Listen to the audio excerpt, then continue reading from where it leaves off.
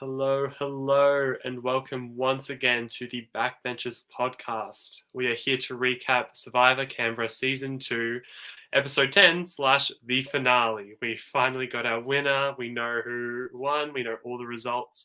Here to recap this with me is the wonderful Maddie. Once again, I think it's your fourth time in a row. How are you feeling, Maddie? Same old. I'm ready to go. Ready to roll.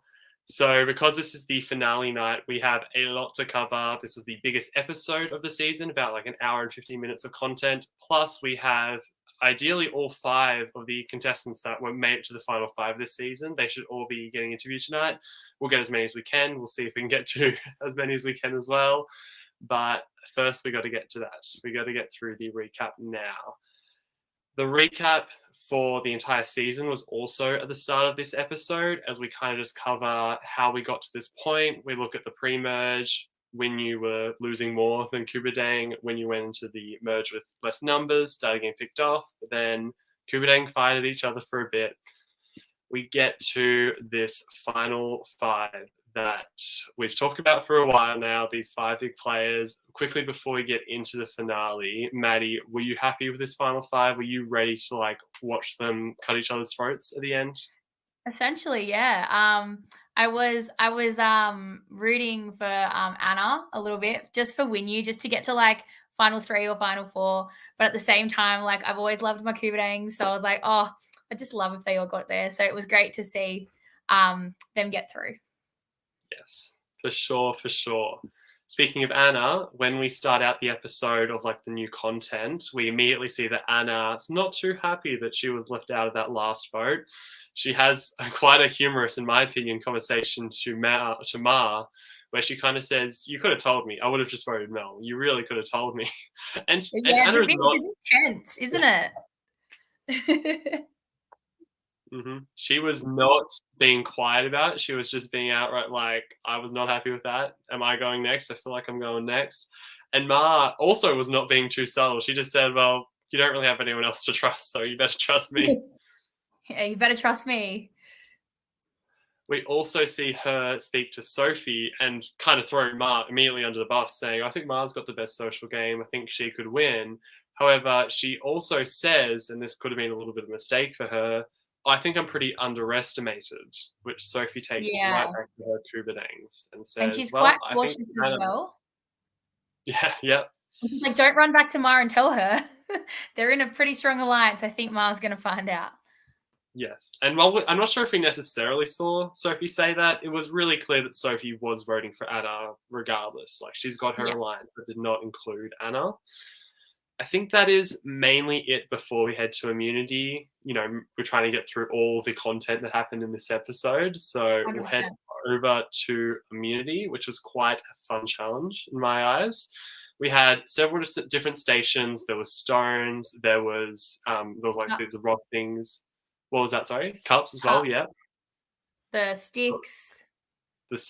And then at the end, they had to solve a lock combination with the answer. It was something like 20 times 20 plus this, subtract this.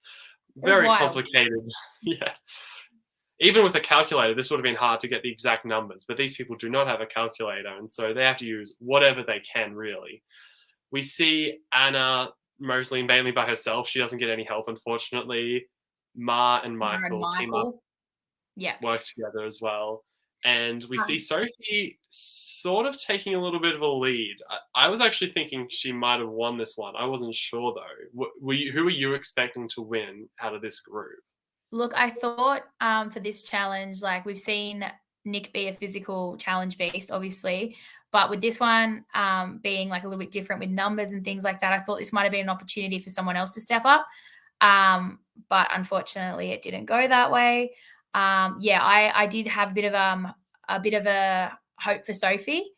She did look like she was starting to go well in the challenge, but I was also thinking that challenge would have been really hard because not only did you have to then remember the numbers, you then had to remember the equation. So it was interesting that Ma and Michael took the drawing in the dirt approach, which I thought was a great strategy. And then even trying to work together because it was basically anyone but Nick they wanted to win. And even Sophie was like that. She wanted anyone but Nick. Yeah. Well, I think Sophie was also that she wanted to win as well because she said from the 100%. start she wanted to Yeah. win at least one immunity challenge. But It was yes, on her most little people are checklist. saying Yeah. anyone but Nick. I was surprised that this is also one that Nick won because it didn't seem like obviously one of his strengths. I didn't know if he was good with numbers or not. And but when he wins it, other people are still doing the combinations. It seemed like Michael was actually just a few moments behind it. He was like going through it. Yeah. But then And I Nick, just wonder how that would have changed if he had won it. Do you know what I mean? yeah, I think Yeah. we could definitely ask these 5 eliminated contestants. I personally suspect Michael, Anna, Nick is out. Really simple like that. I don't think there would have been any keeping him, but I guess No, we'll check. neither. So Nick wins it. Good job to him. He actually also wins a reward that he gets to bring someone with him. While, the food is nice, I think the real strategy behind it is to bring someone with you that you want to talk to one-on-one in game. I was both surprised and not surprised that he chose Sophie because I really did think Ma would have been a nice choice on his part. I don't think Sophie was ever going to turn on him, but no Yeah. harm in just solidifying that bond, I suppose. Agreed. And I thought it was quite interesting when they started chatting that he decided to actually tell her about the one vote. Yes. So I actually got to see Sophie's live reaction to that one. And that was like when she was watching it back, I should say. And she was a pretty funny face with that. I am surprised that Nick said it because it didn't really seem to benefit him in any In way. any I way, don't think no. Sophie would have found out. I don't think that would have happened unless he said anything. So the fact that he said it, good for him, and I'm surprised Sophie took it so well. But yeah, Considering how much drama it caused, to fess up at the very end, I just thought was interesting for no real purpose. But we can ask Nick about that, what his thought process was. yeah. Also, in case it was not clear, these two also discuss voting out Anna. That is clearly what they're talking about. Sophie does have concerns that, well, those three are going to talk about me, which is correct. They are talking about Sophie. But Nick is kind of being like, nah, we got Ma. I trust Ma, which is surprising because Ma has been playing behind you this The whole entire time. merge. But good Yeah. to know that you trust her. Yeah, I also thought it was interesting back at camp, we see Ma and Michael talking about Anna, and then as soon as Anna comes across, it then changes to it's Sophie. So they're very clued on and very switched on as to who to tell what. But yeah, I just thought that was interesting to note. Oh, another one of those, that's a classic Survivor moment right there where you're talking about someone and then they just like walk over or they're sneakily behind you or whatever, and then you just change the conversation quickly to, so what do Yeah. you want to do? There is quite a long conversation between Ma, Michael, and Anna because, I mean, you can't really have sneaky side conversations when there's 3 No. people. You can't just leave someone by themselves. So those 3 are discussing for quite a while. They all talk about Sophie, Sophie, Sophie. Sophie should go because she's so close to Nick. What if she votes with Nick next time, even if he doesn't win immunity? Sophie, Sophie, Sophie, Sophie. It's like all really clear that they're going to try and vote for Sophie. But Anna outright admits that she is not comfortable with this plan and she feels like she could still be going regardless. Yeah. We then see Nick and Sophie come back. It does not seem like there was too much time before Tribal, so we don't get to see a whole lot after they come back. But what was definitely interesting was we see a Ma confessional where she says, I hate to do it, but I have to vote out Sophie. It's not a, should I vote out Sophie? It's a, I am voting I'm for doing Sophie it. confessional. Which is interesting because it's against Michael. Well, it's against Michael, but Michael's also telling Ma that he will vote for Sophie. So in Ma's head, it's, well, 3-2. This is the time to get Sophie out. And I think Ma is thinking that she'd rather bring Anna to the end than Sophie, which I'm not sure which one is better, actually. We'll have to talk to them about that later, but that's the strategy right now. So we go into Tribal kind of knowing that Michael is this swing vote, that he could vote for Anna or he could vote for Sophie, and either one of them could be leaving this Tribal. Yeah. At Tribal, it was actually a little bit more open than it normally is. Anna says that she thinks that she could be going. She also outright says that she thinks Ma's the biggest threat in front of Ma and the jury and the entire final 5 there, which is definitely a bold strategy when you're trying to get Ma's vote. What do you think? I just thought it was funny how Dan was like, now's not the time to be ambiguous. And she's like, And then she kind of lets loose. So I thought that was great. Yeah, good moment. Good moment. Dan was just tired of those quiet answers. Like, give me the tea is what Dan just said then, honestly. Literally. So yeah, that was definitely a situation there. I don't think there was a whole lot else that was said that was too important in that one, but we get to go to the votes and we see, I think, 4 of the votes. Am I correct that we saw everyone except Michael's? Yeah. Yeah, so we see the 2 votes for Sophie and the 2 votes for Anna, which makes it extra clear Michael decides it. However, I'll be honest, when I saw Ma vote for Sophie, that clued me in that Sophie would not be going, because I didn't think there'd be a reason to show that if Michael did vote Sophie as well. I felt like that was almost like a hint from Dan, or from the editors, I should say, that Sophie would be staying. Yeah. So we get to read the votes. It is 2-2, and then that the 5th vote comes out that sends home Anna.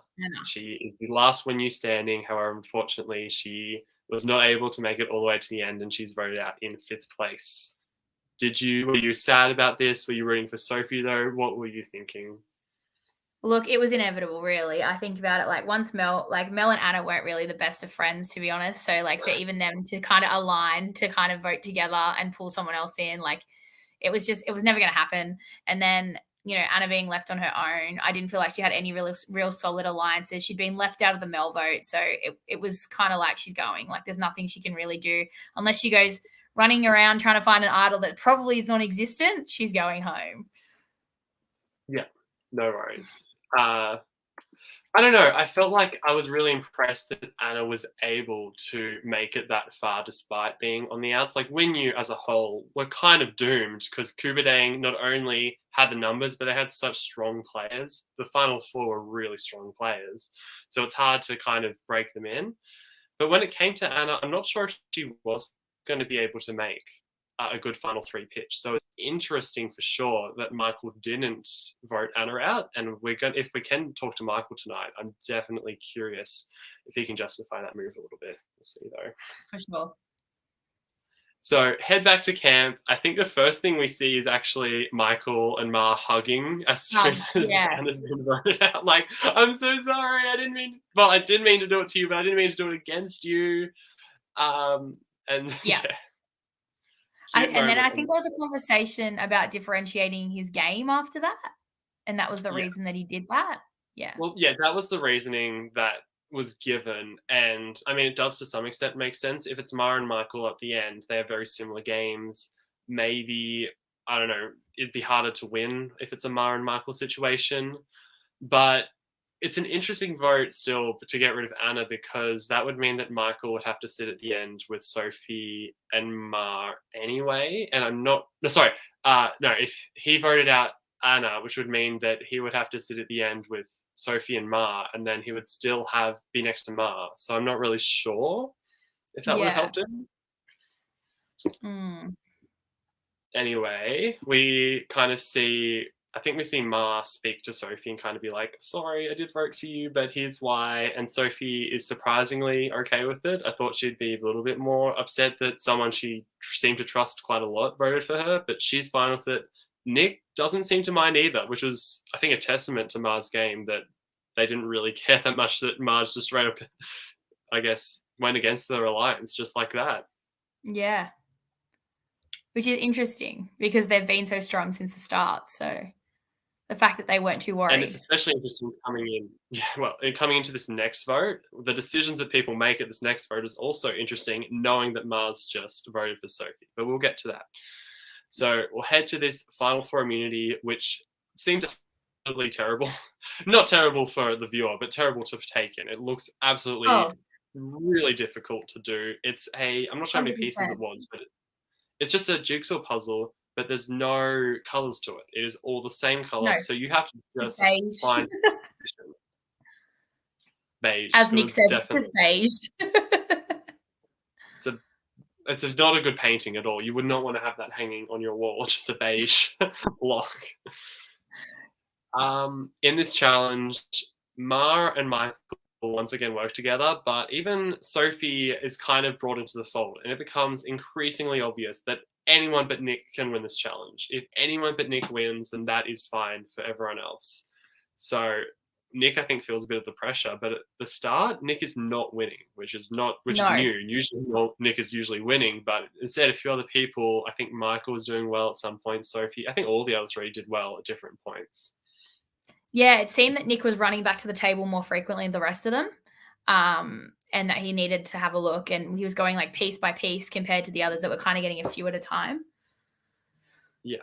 And I think part of that would be that they were looking side to side and getting the other people's next to them pieces rather than having to go all 100%. the way back. With that said, this challenge took a long time. It wasn't an endurance challenge, something where you have to hold something up like that would normally take a long time. It was a puzzle, which normally doesn't take a massive amount of time. But this challenge was so tough that, what was it, 40 minutes that it took them? Is that what it Yeah, said? it was a long time. Yeah. Definitely a long time. You can see the sun start to set over the course of it. They bring the table as close as they can go so that they don't have to run as far back and forth. They are just doing anything to get this challenge to finish. At the end, though, Nick just does it again. Somehow he's gone back into the lead, and you kind of see the disappointment a little bit on especially Mara and Michael's faces as he's putting those pieces in. It just becomes more and more clear that Nick is going to win his way to the end.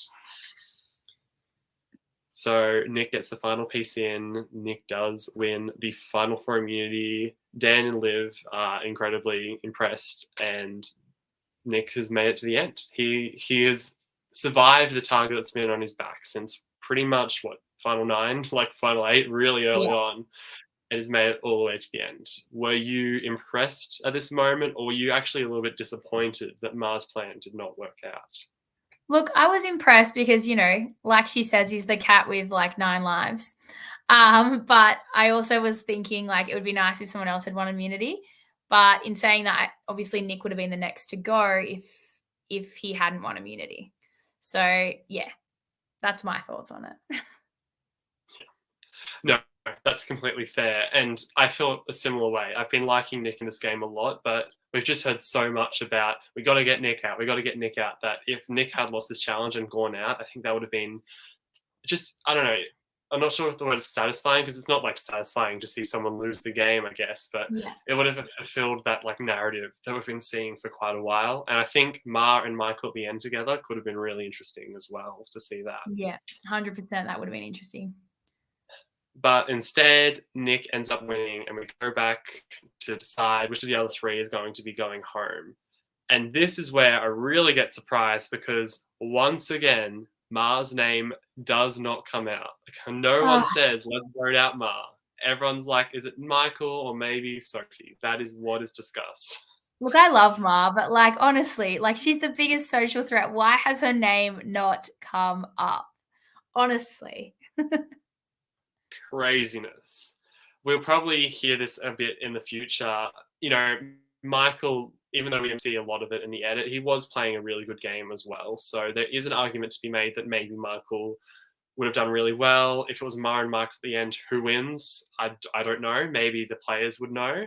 However, from what we saw Ma week after week playing so well, being in control every week, except for the Anna vote, which was the one that just happened. She's been the one calling a lot of the shots and hasn't had her name written down once. Every other player, even Nick somehow, has had his name written down, but everyone else, Ma's the only person who's not had her name written down. And even at the final 4, no one is still considering it, which is insane, but also good play to her. It's wild, really. honestly.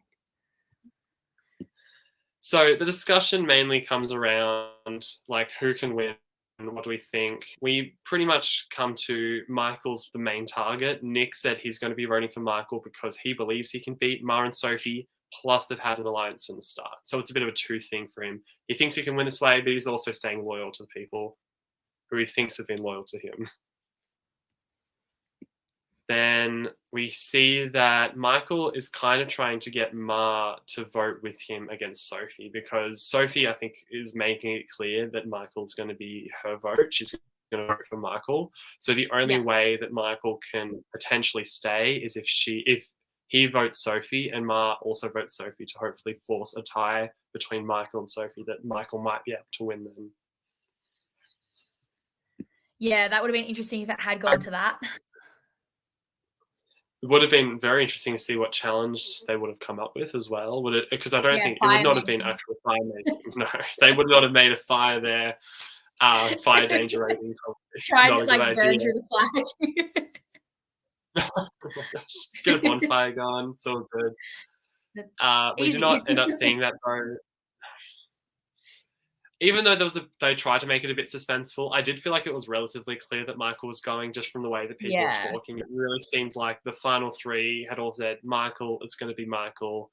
We get to the next tribal council, and it's also relatively clear that Michael's going to be going.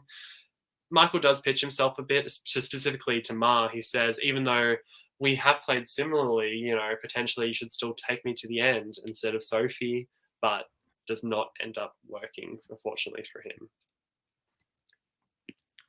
So those three all go. I'm not sure. I don't remember off the top of my head which votes they showed. I think they might have shown Michael and Sophie vote for each other. Does that sound right?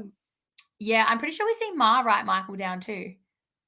We might have seen that in his final words. I don't think I would have shown that beforehand because that would have ruined the suspense. But yeah, I think before we see the final words, we see those two vote for each other. And then we see all the votes, and 3-1, Michael is gone. I was disappointed that Michael went, but I'm also really happy with this final three because this is the final three we've seen since the start. I think potentially literally episode 1 or maybe episode 2. It's been Nick, Ma, and Sophie working together. And even though Ma has not been as loyal to that alliance as the other two, she's still been working with them. And these are 3 really strong players to make up the final 3. We hear Michael's final words, disappointed to go. We do see Ma's voting confessional Ma's voting confessional for Michael, where she's like, I wasn't hoping not to do this, but I had no choice. Sorry, but I had to vote you out. And at this point, I was starting to think of jury votes, and I was really thinking that Michael would vote for Ma despite all this, just because of how they've had such a close relationship. Even though she'd voted him out, I didn't think there was going to be bad blood on his end.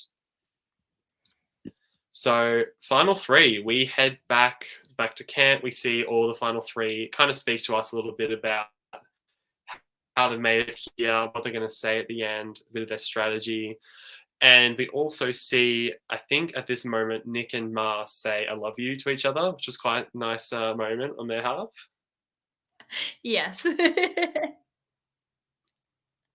We'll get to that later. But then we know who said it first.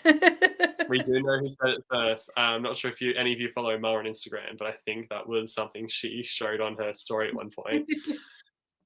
So let's head over to final tribal council. First of all, we see the opening statements. Do we see the opening statements, or do people get into questions first?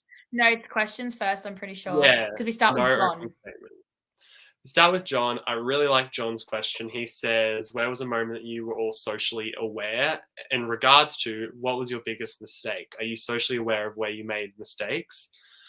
Sophie says the mistake for her was helping Nick out in the challenge, which I do think is fair. That was the bottle one, wasn't it? Yeah, the one where you spit into people's bottles. So gross. COVID times as well, man. Like, geez. Oh, wild. But she says that one, which I think is a fair mistake. I don't, honestly, this was such a long episode. I'm not 100% sure on exactly all the answers. Do you remember what Nick or Ma said for this one? I was impressed with Ma's answers. I remember that. Nick starts talking about Grace and how, like, the bully comment, and starts talking about how, like, he didn't think he was perceived as that, and that's why he made a social effort to make sure to get to know everybody from then on. So, but I can't remember what Ma said.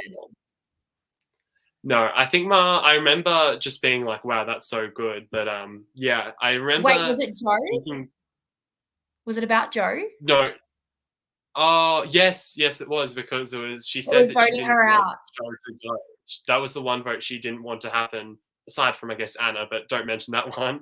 She said that she didn't want Joe to go, and I think that was a smart answer, because Joe we'll get to her later. She was not happy about being voted She out, was and not a so happy camper. Hers wasn't she even a was, question. which I loved. We'll get into that, but wow, I Oh, loved I that. loved it too. You tell them, Joe. Bring the drama. So So then next, next point was James. James James. did Yeah. not seem happy with Sophie, that's for sure. Oh, that was brutal. But he also asked a question to Nick, didn't he, as well, and kind of threw that? No. Yeah. Yeah. I remember that Nick often felt like he was kind of playing a bit more when he was speaking. He was definitely speaking a bit more like he was, I don't want to say top dog. He wasn't arrogant. He was just speaking a bit more like he was confident. Whereas Ma was a little bit more, I guess, authentic of the way she was speaking. She was kind of trying to relate to people, maybe explaining that, she'd played really well, but also maybe owning some of her weaknesses as well. Whereas I Yeah. don't think Sophie was upping her game as much. No, I feel that like when Ma mentioned in response to John's answer, she was trying to win Joe back over. And I don't necessarily think that she was sure that it was going to work, but it was like, if I can try here, because I think she then mentions the Joe thing again when Joe gets up there and she says, oh, let me just speak. But we'll get to Joe in a minute. So we're still talking about the James question. Sorry. Yeah. I keep getting on a tangent. I was just speaking generally as a whole. I do feel like Sophie didn't own. I don't want to say she didn't own her game, but she didn't upsell her game very well. She wasn't talking about, because she was really well liked at the start of the game. She had a decently good social connections that got her to the end, but she didn't Yeah. really bring that up as much. It didn't feel like she was in strong contention the way that Nick and Ma were at the end here. And she did say she wasn't very good at like speaking in front of people. She mentioned that a few times to Anna, and she'd mentioned it to a few other players as well. So it could just be that as well. But yeah, it was definitely evident when like listening that her like she wasn't selling herself as much as Ma was, because Ma was like, hold on, I'm gonna like touch with every like player that I've potentially burnt a little bit. Yes. So then Malcolm, he comes up. I believe that I thought actually Malcolm was going to vote for Sophie. So I was surprised when I was hearing this. It didn't seem like he was also very close to Sophie. I thought that he would have been relatively likely Sophie vote. And we'll talk about it later. I was actually surprised that he voted for Ma as well, especially over Nick. But I think the question, the answers probably inform his voting a little bit. Yeah, I thought it was interesting that his question was mainly directed at Nick, I'm pretty sure. Because I thought that And would then, be him getting the answer he needed to vote for Nick. I thought that was going yeah, to sell him that's on what Nick, I but it thought as well. actually convinced him to vote for Ma.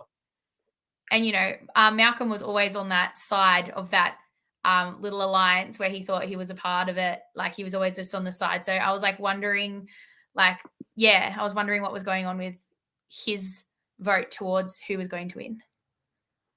Yeah. We'll quickly get through the rest because we need to get to interviews. Yeah, but we see Joe. We see So Joe much. come up. She is not happy with any of them, does not have anything to say. She doesn't have any questions to ask, I should say. Goes to walk back, and Ma says, sorry, can I just say something? And she says quite a lovely speech, in my opinion, of how she didn't want Joe to go. She loved Joe. She would have kept wanting to work with Joe. And here I'm thinking, okay, Joe is actually going to vote Ma now. Like, this is good. She's going to get, forgive her. As we see in the jury votes, it didn't actually work. Joe ended up voting for Nick, but still, I think it was a good attempt on Ma's part. Mel pops up, and Mel, I wasn't really sure how she was going to vote. I could have seen her go really anyway. I don't think she was going to vote for Sophie, but I thought maybe she'd respect Ma's game because she was saying that Ma was playing such a social game, but didn't end up happening as well. Anna as well, when she popped up, it was hard to read which way she was going to be going. Yeah. I was impressed that they were all they didn't seem too bitter. I mean, Joe was, but that was understandable knowing how she plays the game. But most of the other 100%. players really did seem to want to get down to the nitty gritty of gameplay and really determine who played the best game, who was the strongest, who had the most social connections, all that sort of stuff. They really wanted to get to know that. They were well thought out questions, 100%. Yeah. Yeah, and then Michael. When I was hearing Michael, it definitely seemed like he was a Ma vote just from what he was saying.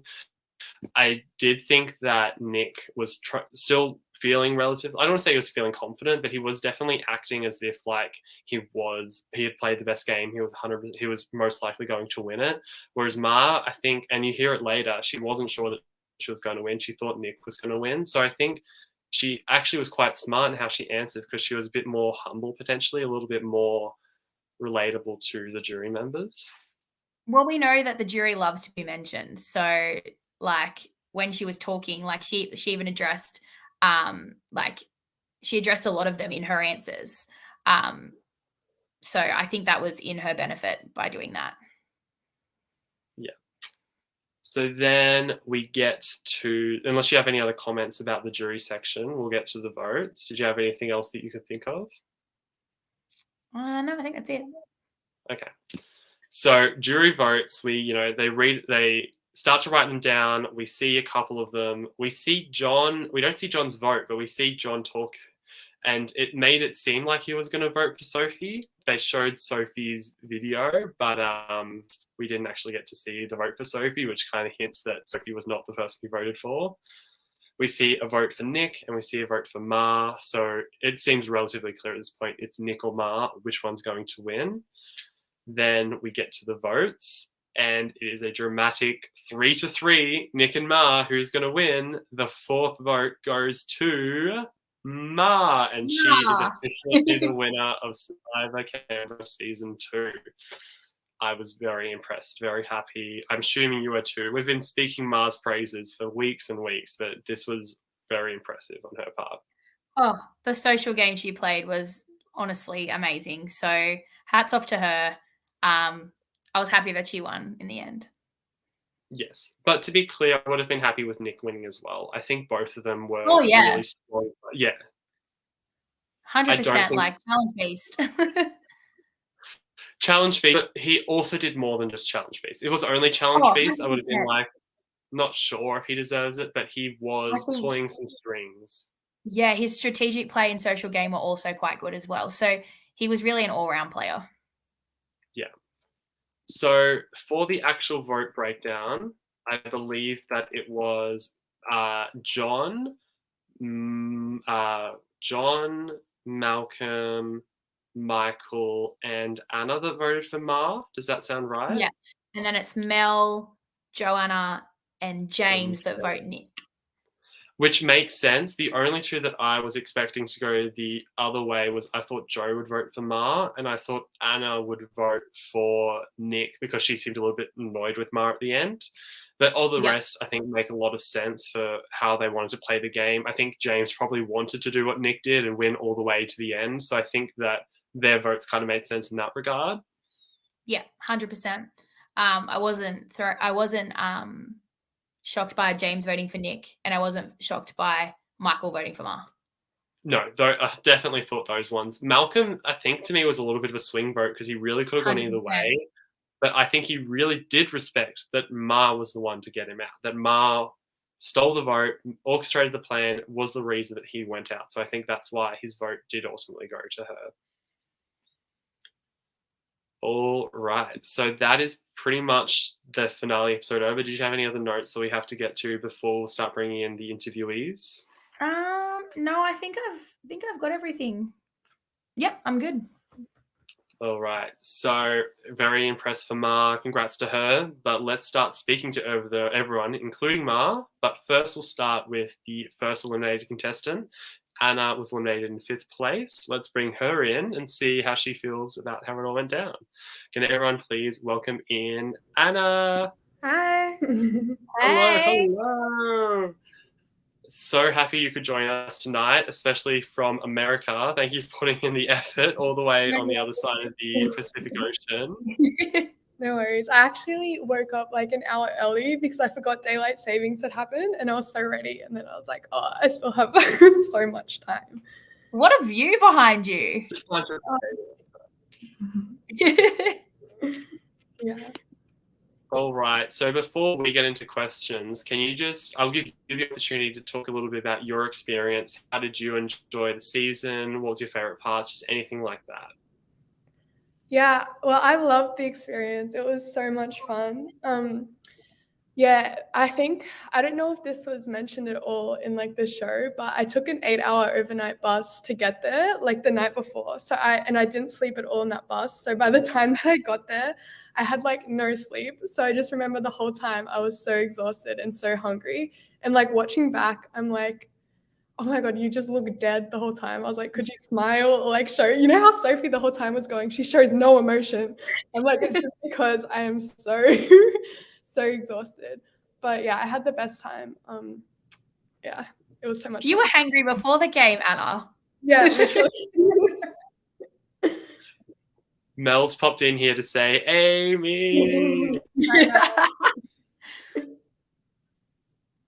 All right. I was going to ask you, before we get into stuff that's happened more recently, let's talk about Winu, because we've heard from every other eliminated Winu contestant already, but I just wanted to hear your perspective on how Winu go down. Who you closest to? Why did you make the decisions you made there? Could you explain that a little bit? I think at the start with Winu, I was super paranoid. I don't know what this has shown, but like I felt like I didn't have that many strong connections in Winu at the start. And because on the first vote, I think that Sam actually threw my name out because she said that she thought I was like quiet and a threat or something. And then from that point on, I got super paranoid, which is why I just voted for Mel, because I felt like, oh, I actually thought that in the first vote I could be going. So yeah, and when I play, I'm like the type of person who wants to work really strongly one-on-one with someone. So I was trying to do that with Haley because I thought like she was similar sort of age to me. Maybe like we could work together, things like that. But then looking back, I don't think she was as close to me as I thought at the time. But that was sort of my aim, was to work with her. Yeah. Yeah. I was quite impressed that you didn't receive a single vote, as far as I remember, in this pre-merge section. You and John, at least from what we saw, seem to be controlling a lot of things. However, then we get to the double tribal council. Both tribes go to tribal council, and you have immunity. So, which is congrats to you, by the way. That was a great job. But you then make the decision that you want to flush Mel's super idol. However, the rest of the tribe doesn't necessarily agree. Can you tell us your thoughts going into that one? Why you made that choice? Look, I think like in one of the episodes, someone did a confession where they said I let the power get to my head or something. And I'm like, maybe a little bit. So I think like I really, because I had the immunity, I was kind of like, I'm just going to put my thoughts completely out there, because normally I'm a bit more conservative and a bit scared to like speak my mind. But in that round, I was like, I'm just going to go for it. And yeah, I think I just really wanted Mel to flush that idol and to go, because I could tell that she did not want to work with me. And I was like, the longer she has this amount of power and the longer that she's around, the more danger I'm in. So I didn't really care. And I was just like, I'm just going to push this as hard as I can. And obviously it didn't work, which was kind of bad, but I don't really have any regrets about just trying to get things my way.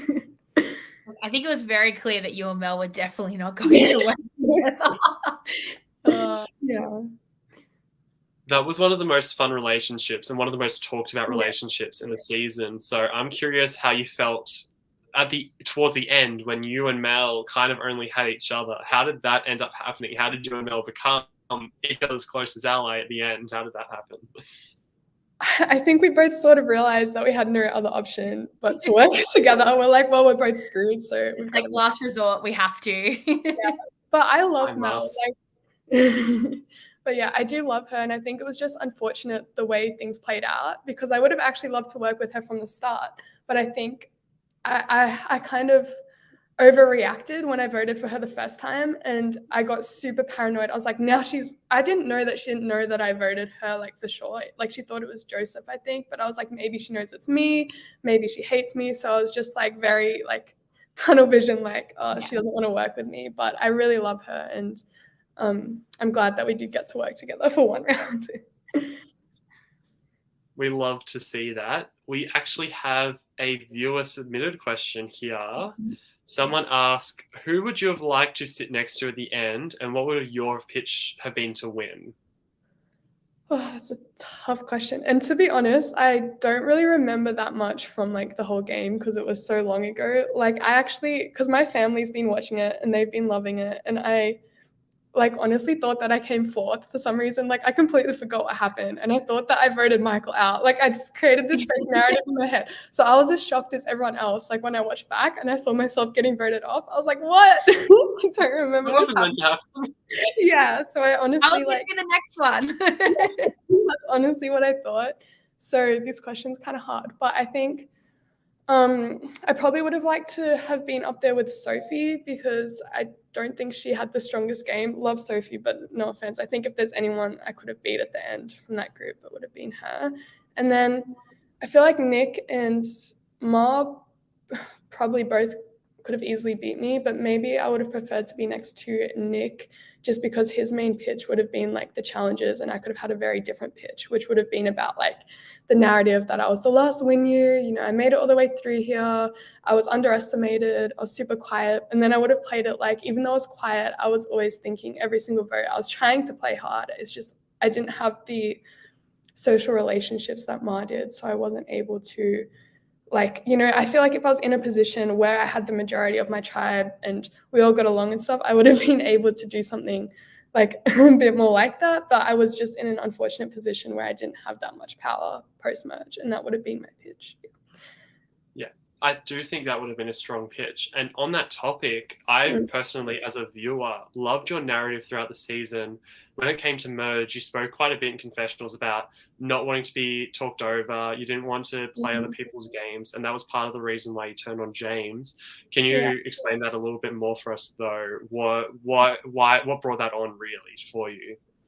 I think I'm a quiet person in group situations, and people who are louder than me always tend to dominate. And I think I am quite, I know it's just a game, but I think just in general in life, I'm quite overlooked a lot because I find it hard sometimes to express myself when there's so many other people around, especially people who might be I'm not saying older than me or things like that, because I was only 20. I did feel younger than everyone, and I felt like they were all so much more confident and so much more well-spoken. So I think I just wanted to really show that I still had valuable things to contribute, even though it was hard for me to sort of get it across at the time. And I felt like when I would try and speak up, it just felt like I was often interrupted or people weren't really listening, especially with James. Again, I love James and I knew him beforehand as well, but sometimes I feel like he was just telling me what to do and he wasn't listening to any of the feedback I was giving him. And it's not that I thought his ideas were bad. I actually thought they had merit, but it's the way he was just shouting them at me and do this, do that. I'm can we have more of a conversation about it instead of you just directing me? So that's what I meant by that. Yeah. Yeah. And honestly, it did seem like it worked out for you in the long run. Voting out James meant that you were able to sneak your way in a little bit. Then Malcolm went, Joe went before you. So I do think it worked out well. We actually have a question from a fellow player. Mel in the comments asks right now, do you think if when you hadn't have had the advantages that you and Mel had, would you have been a bit less chaotic potentially? Yeah. I think so, because I don't know, because my idol didn't really come to much use anyway. I just kind of just played it. So I don't know if that's what made me chaotic or made us chaotic, but I definitely think having so many advantages added an extra level of uncertainty that wouldn't have been there without them, because it's you never know what's going to happen, which makes you more paranoid and puts you more on edge. So I think if we knew for sure there weren't those advantages, we probably would have been able to just vote in a more cohesive way, if that makes sense. Yeah. No, it definitely does. And if Mel didn't have her super idol, I think that would have changed it up as well, because when Haley went home, maybe Mel goes home as well. I don't know for sure, but that could have happened. Yeah, for sure. That's super idol. Honestly, maybe I would have worked more with Mel if I knew she didn't have a super idol. That scared me so much. And she was away at the start as well to get that super idol, so that probably just compounded your relationship with her into what happened. Yeah, definitely. All right, Maddie, did you have any questions for Anna? Anything that you wanted to get out of her? No, I just think she played a great game, and good on you for being the last win you standing. Thank you. Yes, we loved watching you play, and thank you so much for being here. We hope that you are having fun in America. That is crazy that you moved so shortly after filming, and you've just been living your life in a whole different continent this whole time. Yeah, I've been like contemplating getting up to like watch the episodes because it was before daylight savings. I was like, I really want to watch one live, but I just couldn't make myself wake up at like 4 a.m. But all good. Even I can watch the episodes live sometimes, and I live in Australia still. yeah. Quickly before you go, though, we've got another question. How big of a mistake did Michael make by voting you out? Should he be arrested? Maybe focus on the first question there. Yes, he should be arrested. No, I think it was a mistake because I think if he didn't, not like that I care, but I think if he didn't vote me out, then maybe he would have made it to the final 3 because maybe that's what put a target on his back. So I get what he was doing because he wanted to differentiate his game from Mars, but also like, yeah, maybe it would have saved him. And yeah. Hopefully we'll speak to Michael later and he might be able to say his thoughts on it. But yeah, I definitely thought it was an interesting move on his part because he then got voted out next. So not sure if it worked out for him. Before you go, though, please just give us some closing thoughts. If there's anything else you want to say, kind of like end your story in Survivor Canberra Season 2. How do you feel? Well, I just want to say like that I had the best time, and to any of the other cast who are watching this, like you're all amazing, and I'm sad that I haven't been able to see any of you since it's happened because I've been overseas, so I'd love to catch up when I'm back. And thank you to you guys for the podcast. Like honestly, I've been watching all of them. It really brings a lot of joy to like my days when I'm like lonely here or bored or something. I just love like this community and I've really enjoyed being a part of it. So thank you. No worries. Thank you so much for being here, Anna, and thank you for being a part of this lovely season and for loving our podcast as well. Just all of it. Thank you so much. Thank you. Thanks for making the time to come on. No worries. Bye. Bye. I actually, no, seriously, I did really love watching Anna on the season. I loved her narrative more than anything because she had like such a clear storyline throughout, which as like a film watcher, I think is quite fun as well. Yeah. All right, so I'm going to see who's going to be able to come on next. I think potentially it was going to be Nick and Ma, but we'll see if they are ready to jump on yet. If not, then we'll try and bring someone else in. Oh, speaking of which, I think Nick is ready, so we'll bring him on now. Can everyone please give a very warm welcome to our runner-up, second place, Nick. Woo! Hello. Hello. Thank you for having me. I was just expecting you to be wearing the necklace. Oh, okay. Yeah, sorry. Don't let us hold you back. Please grab it. I was just expecting it. I was disappointed that he didn't have it on, you know? Gotta be prepared for everything. I've got my Kubernetes on once again, celebrating the fun. There it is. I love this. No, look, sorry. I just got back from soccer training and I'm mid-eating dinner, so I'm a little unprepared, but here we are. We're good. Love it. Is that a purple shirt you have on as well? It is. It's the one from the game. Oh, thanks, Mom.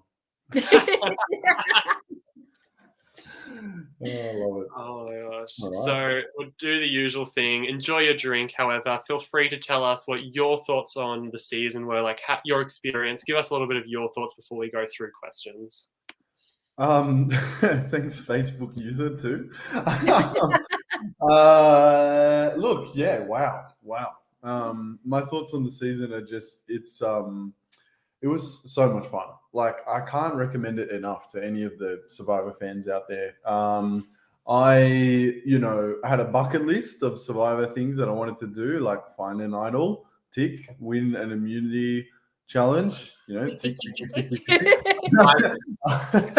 Do something spicy, like throw a rogue vote, tick. So, and I made it like all the way to the end and lost by 1 vote. So, I'm not like up late at night, sweating over what I could have done differently or anything like that. Like I did as well as you can without winning. That's how I see it. And so, yeah, I'm pretty proud and pretty happy, pretty satisfied. So, Yeah, it was good fun.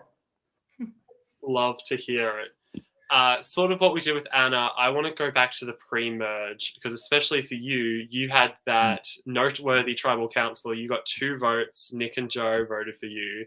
I'm curious for a Survivor superfan like you, were you worried at that time? Were you nervous that you were about to be the second boot, like almost the worst spot to finish in? How do you feel going into that?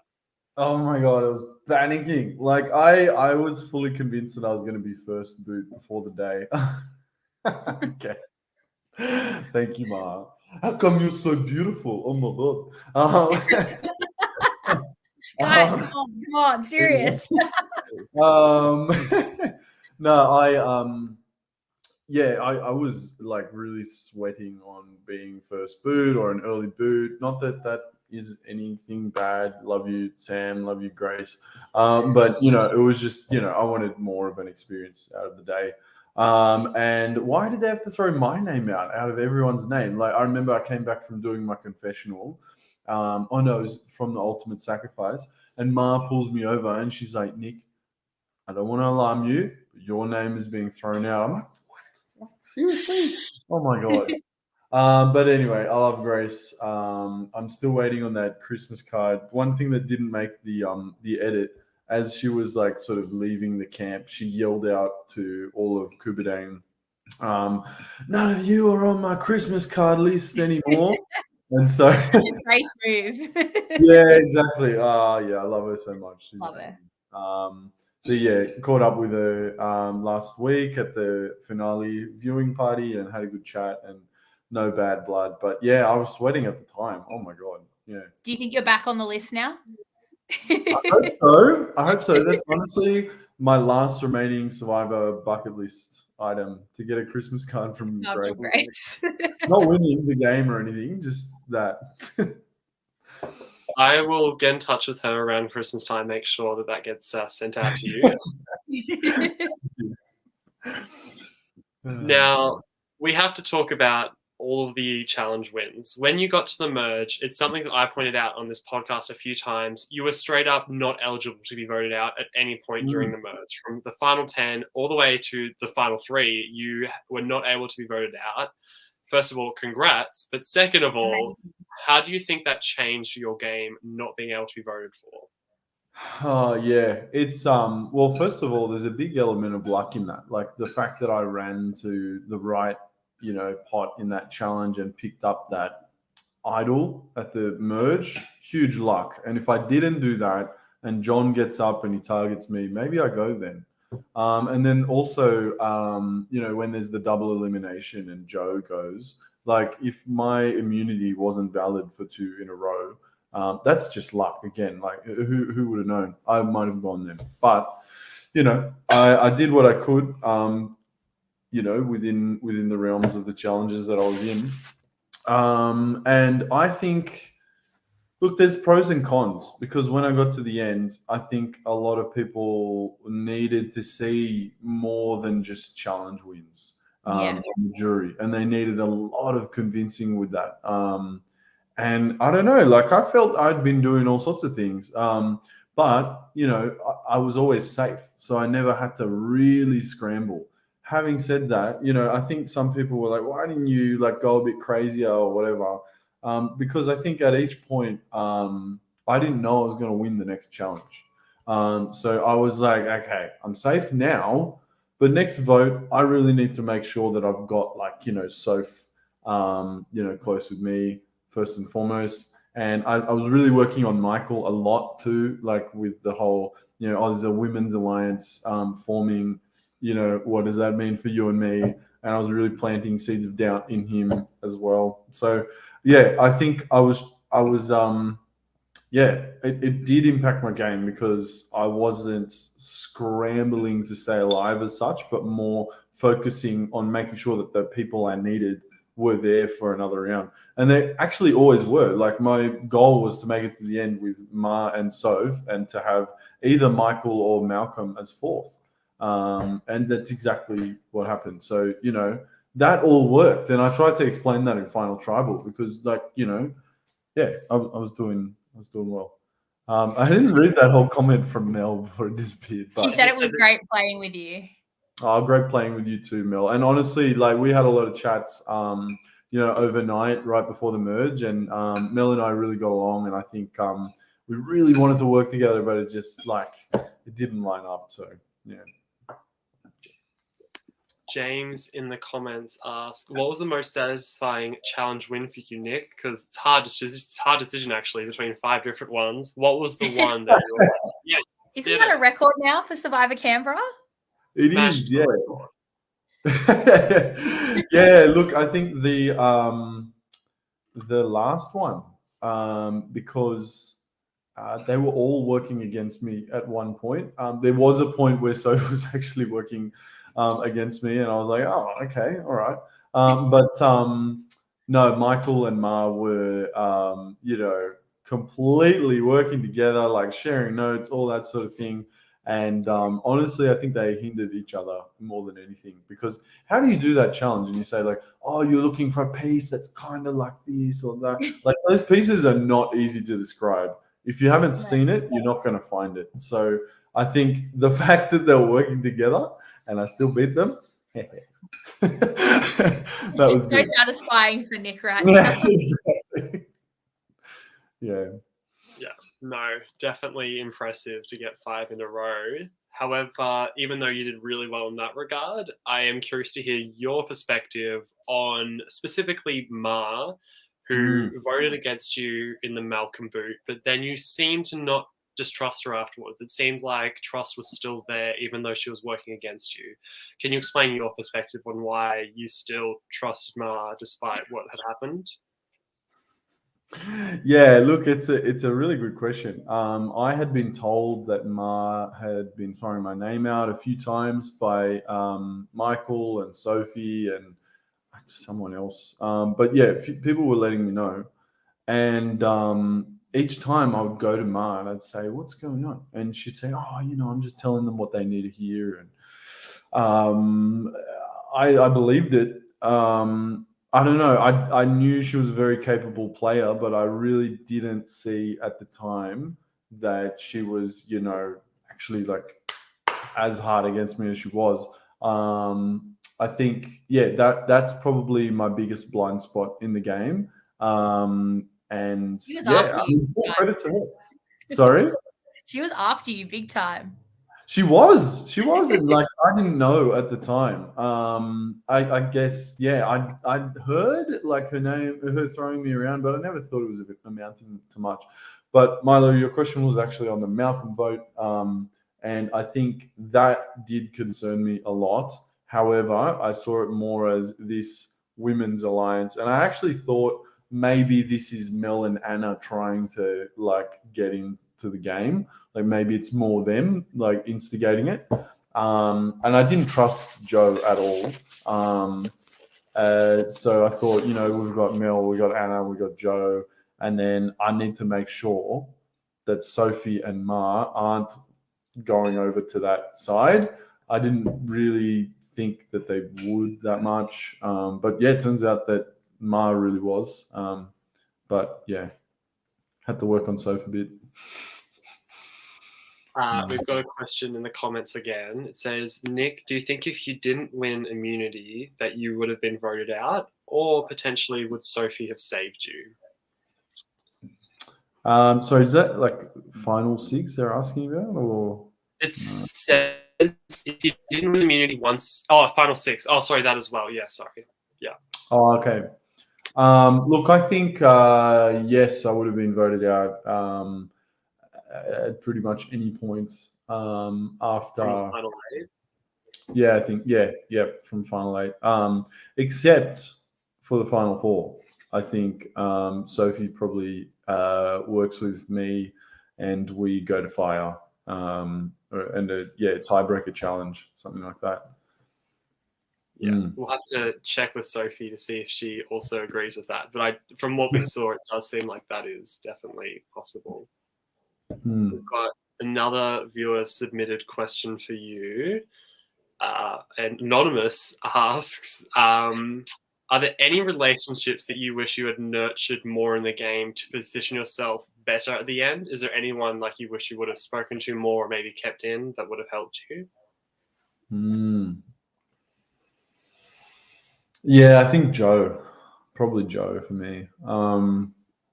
I just I think, when she voted with Grace, you saw it in the show. I went to her and I said, no hard feelings and all that sort of thing. But I think after that, she didn't really give me a lot of confidence that, she was with me.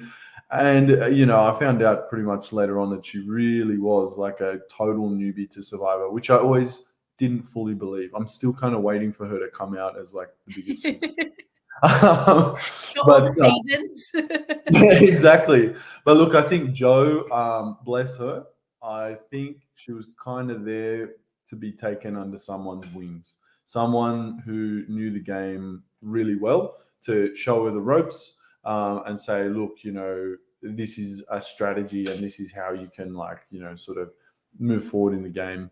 And yeah, Ma did a really good job of that. And I do put a lot of her win to that and a few other things, but like that's a really crucial player, because that's a loyal number, and I know Joe plays a lot on loyalty, and I just I could have said, hey, like, let's be super loyal to each other and work together, but I didn't. Yeah. Oh well, shoulda, coulda, woulda. Yeah. She did vote for you actually, so you got her vote anyway. Don't even have to worry about it. Exactly. On that topic, I definitely have to ask this one. You're at Final Tribal Council. You're pitching your case. 2 questions. How did you feel like you were going, and how did you feel like the final vote would go? I felt like I was going okay. Did you just say that? Is that Ma? She's like filling up water. So obvious. I love it. Okay, so I thought I was doing all right. I thought I was answering the questions as best as I could. Honestly, I had like 2 seconds to prepare and get my thoughts together. So I was just like mumbling and rambling and all that sort of thing. But I felt like I was doing okay. I felt like, Ma is like, she's got some good, analogies about, being water and all that sort of thing. Like, okay, cool. Good on her. But I still thought like, okay, I don't know. Like, I just didn't know like the full extent to what she was doing behind the scenes. And yeah, full credit to her, honestly. She deserved the win. Yeah. Is she making you say that? Not kidding. No, she's not. I do want to be in the good books. So specifically for the final vote, were you expecting to win? Were you expecting it to be a 4-3 vote? Like, I'm just curious in regards to before the votes had been read, what were you thinking? Before the votes were being read, I thought maybe Anna would vote for Ma. I didn't know that Ma and John were close, and that they were going to, they had shared so much info at the merge and like really, gotten that bond going. I didn't know that Ma was really heaps closer to Michael than I was. I've spoken to Michael since the game, but he's always sort of said that I was his number 2, whereas I thought maybe I was his number 1. So I think there are probably 2 votes that I didn't realize Ma really like had locked in. So I mean, given that, I thought maybe I'd win like 5-2.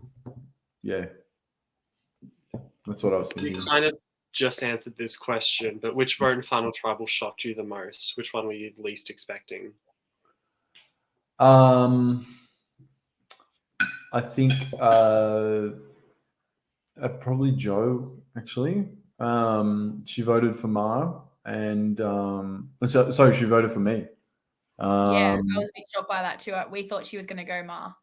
Yeah, I think she felt really betrayed by Ma and voted, like with emotions there. And I think whereas I think, we didn't work together. We didn't, like, she knew nothing about my game apart from that I won some challenges. Like, So I don't know. I was a bit confused about that one. I was disappointed about Malcolm's vote more than anyone. But that's okay. We've spoken about that since. He thought I was. I don't think he fully understood what I was saying in my answer at Final Tribal, and he said to me after the game that if I'd just like told the truth and explained it a bit clearer, he would have like voted for me. And I said, well, I did tell the truth. I didn't like change that at all. But I don't think I explained clearly enough about what I was doing in that vote, going and telling him something when I'd already been scheming with Michael behind the scenes and that sort of thing. So yeah, I feel like that's the one where I dropped the ball. I could have changed that if I had explained it a bit differently, but whatever, is what it is. We've got a couple rapid fire questions from the players. This one's All right, fun. be quick. Sorry, I know you got a lot of people. Okay, is Marlon? No, it's to his back, so we can't see. Yes, she is. 100%. Mel asks, did you ever consider voting Sophie off as a jury vote? Was that a strategy you ever really considered? In hindsight, I should have. And I've spoken to Soph about this too. And she said she might have felt betrayed for a second, but then probably still voted for me. And I'm talking about at the Final Four. But I didn't have time to think. And honestly, Ma played like a great game, and I didn't think of her as like as a significant threat as she was. So I just saw Michael as the biggest threat, and I don't think the edit showed him as big a threat as he really was. But yeah. I have a question for you, Nick. Yeah. What was the reason for telling Sophie about your vote? Like what was the benefit, or there was no benefit? Yeah, there was. It was about trying to keep her close. So it was really like a last-ditch attempt. Like, so I'm desperate here. I need you to be by my side so much that I'm going to lay all the cards on the table. This is it, right here, right now. I'm being vulnerable. You can go and burn me. Being an honest player. Yeah, I said you can go and burn me or whatever.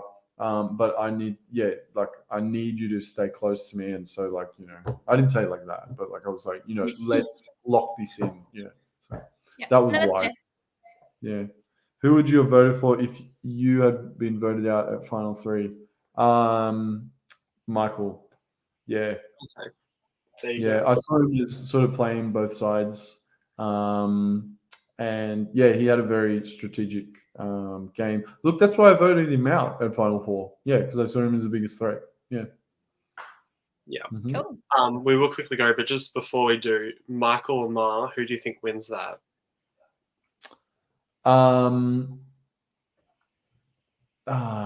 That's a tough one. I honestly don't know. I say it's split and Soph gets one vote, and then Soph votes for Ma to win. Okay. Probably. Yeah. Fair. She still wins. Good answer. All right. We have to head on to other people, but before we do, can you give us some closing thoughts on your end about your experience on the season? Anything you want to say it now. It was just last. I feel like I've said a lot, but I just want to thank you both for everything you did. That made it such a a more thorough and enjoyable experience for all the fans and players. And just really appreciate all the time that you've put in, and thank you to everyone who watched along the way, and the cast and the crew. And honestly, it's been so life-changing. I'm with Ma now, we're living together here. It's insane just how much my life has changed because of this game. So it's been a wild ride, and peace out. That's it from me. Thanks for playing. It was great watching you. Thank you. Who's next? Sophie next? Sophie is next, yeah. All right, let's do it. Easy. I will leave. I will leave. Final words. Well, he did leave, so good final word. We already kind of spoiled who the next one is, but yes, it is the lovely Sophie coming in. Can everyone please give her a warm welcome? Hello. Hello. Hey, Maddie. Hey, Mylo. Hi. Thank you for being How here. are you? Good. How are you? Oh, repping both you've got the merge and the Cuba Oh, Day. I do. I doubled up. You know, when you earn them, you may as well rep them. So, yeah. Nick can wear his necklace, and you get to wear the buffs that you managed to achieve as well. So that I did see Nick repping his necklace. He fully deserves to rep that as much as he can. So, yeah, all credit to him, really. Yeah. We've got a pre-merger in the chat as well saying flex. Unfortunately, Aston did not make it to the merge on his season, so he did not get the merge. All right, Sophie, as with everyone else, we just want to give you the chance to speak about your experience, like say what you want to say before we get into any of our questions. So the floor is all yours. No, thank you. I think being part of the Survivor Canberra project, just in any capacity, like I've crewed season 1, I got to play season 2, I've crewed season 3. You know, it's just such an unbelievable experience. And Dan is just like, he is so committed to Survivor Canberra, and he puts so much of his time and effort and his life into pretty much bringing people the opportunity to live out their Survivor dream. I'm not a Survivor super fan, but I played with so many super fans. And for people to have that opportunity that might not necessarily ever be successful in playing Australian Survivor or anything like that, it's just such a wild experience that people can have. And, you know, I have to give the biggest thanks to Dan for bringing all of that to us. Yeah, and I think having the opportunity to play, it was very, very cool. Yeah, as you could tell, I was a social player. I knew very little about strategy, which was my downfall in the end. But yeah, it just, I don't know, I missed pretty much everything that Nick said except for a little bit at the end, but I'm not too sure what he said. And having a social game, you sort of take friendships out of it as well. So for me, that's the biggest takeaway out of everything. It's just all the people that I've met. And yeah, it was such a great fun time. And yeah, it's pretty cool.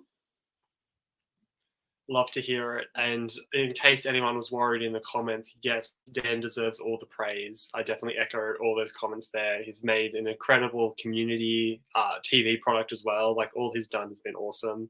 Yeah. So yes, good for shouting him out. Yeah. Sophie, as for you though, personally, I want to hear a little bit about your pre-merge, just kind of what you did on day 1 to set yourself up, because you seemed really well insulated in that pre-merge. It really seemed like you were maybe even controlling things just as much or more than Mara and Nick were. So can you tell me your perspective on that? Yeah, so going into the game, in my Meet the Cast, I said that my strategy would be to align myself with the alpha male.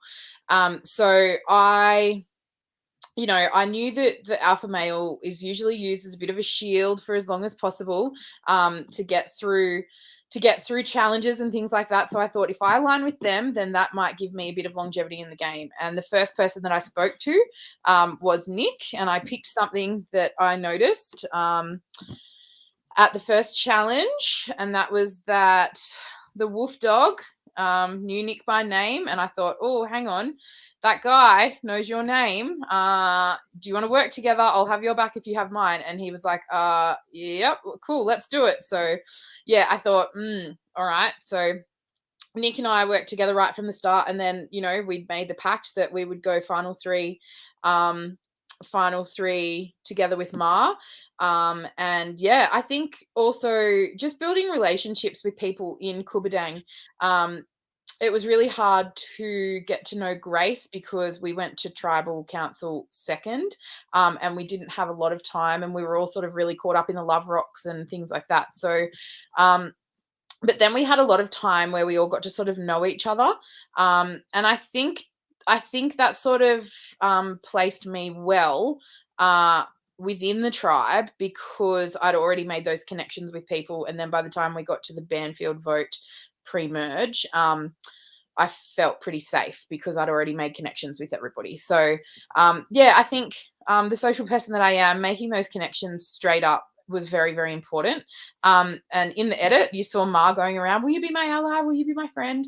I wasn't as as obvious as that, but like credit to her because that got her the win, really. Having those connections for her really got her through the game very well. So, yeah, I got the nickname Don Sophie in the group chat, and that's because the way I wore my jacket, I'd wear it over my shoulders because I was too hot to wear a jacket, but if I had it over my shoulders I wasn't getting wet. And then there's a Homer Simpson clip where he's being a don, so like a mafia boss, and yeah, and then the edit actually showed me having those connections and sort of I guess, yeah, being a bit of a mafia boss, and so yeah, I got the nickname Don Sophie, which I kind of like, that's so weird. But yeah, I guess just for me it was a social game and that's all I could do, really. Do you think that if maybe you'd been on Win You and you didn't have all that time, you're always constantly going to tribals, that you would have been able to make those social connections as easily, or no? Yeah, I'm not too sure. And it's funny, like in hindsight and after we see the edit and everything, and I actually told James Wolf this at the finale party last week. I said, you know, if I was on Win You, you would have been the alpha male that I tried to align with. So yeah, so Yeah. I sort of thought, oh yeah, if I was in Win You, I'm not sure it would have happened because they were constantly at tribal and it was just an absolute chaotic mess over there. So I don't think that would have worked well for my game, and not having that time to like work on connections. And yeah, so yeah, if I was in Win You, I think I would have been probably gone pre-merge. Just thought I'd ask the question. Yeah, great Sorry, question, Mylo, I'm like interrupting. Yeah, no, please If you interrupt, have ask the any question. questions, please definitely ask. Mhm. First thing in the merge, the first 2 episodes, one of your main storylines was you and James. I just want to hear that again from your perspective. You tell us what was going through your head when you were talking with him, because it was a little bit of a feud, probably one of the bigger feuds we had this season, even though it wasn't too personal. I just wanted to hear. Yeah, so James, we'd noticed at Kubadang, he was calling people out by name. So he called Nick out by name. Mel. Mel and the Orca are tight. So yeah, I say everything right now with respect. And like, I'll just tell you now, James and I have had really good chats and we've made up and, you know, we're Facebook friends. So James in real life is actually a really good guy. And James in Survivor Canberra was very different. And right from the start, he'd called Nick out by his name. He'd called Blake out by his name, Banfield. And that sort of that started the name gate thing. And I kind of just thought, because I was hiding all of my personal connections with the crew from season 1. So I went in and I pretended like I didn't know anybody because I didn't want that to affect my game and sort of like people thinking, oh, she's got pre-game connections with the crew or anything. And so for me, it kind of didn't sit well. And then he was just like, he was a very big personality at challenges. And yeah, so once we got to merge and I'd lied about having my expiring idol from the Ultimate Sacrifice, he just beelined for me, and I think I used the term accosted me, and he was like, Hayley hasn't, like, what did you get? Like, Hayley hasn't got it. And I was just like, I don't know what you're talking about. Like, I don't know whether James kind of thought, I need to find a target here, or maybe Soph is the easiest target. I don't know.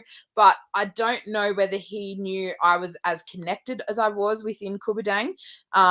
So I'm not too sure what was going through James's mind with approaching me about that. But I kind of like, he picked it like a dirty nose. Like, I was lying and I had to keep lying to him.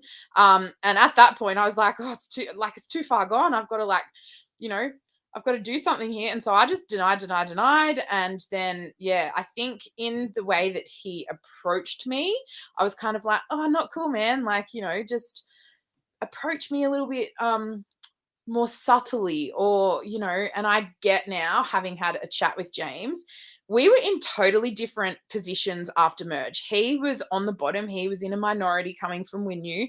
I was towards the top with the Kubadangs, and like he was also a big target like at merge as well. So, you know, he had to do something, and I just think he probably picked the wrong person, only because I call a spade and I call a flog. And, you know, in the game, that's how I felt he was being. But yeah, ever since the game, like, we're cool. I've apologized to James. James has apologized to me. Yeah, and it's nothing now, but you're right. Like, the edit showed it as a pretty big feud. So yeah. So do you see it now as just different strategies towards the game? Like, obviously for his placement, like he really had to try something. So he was like, I'm beelining Sophie. Yeah. I'm going to call her out on her game. Yeah. And so that was his way of saving himself. Yeah, and he's a very, very strategic player, and I've actually loved watching James's edit. He's been one of my favorite people to watch throughout the season, and his strategy was completely different to my strategy, and yeah, like those, I guess our goals didn't align, and yeah, I don't know, yeah, whether if he had have done it a different way, like it might have even been a turning point where we start working together or something. I don't know.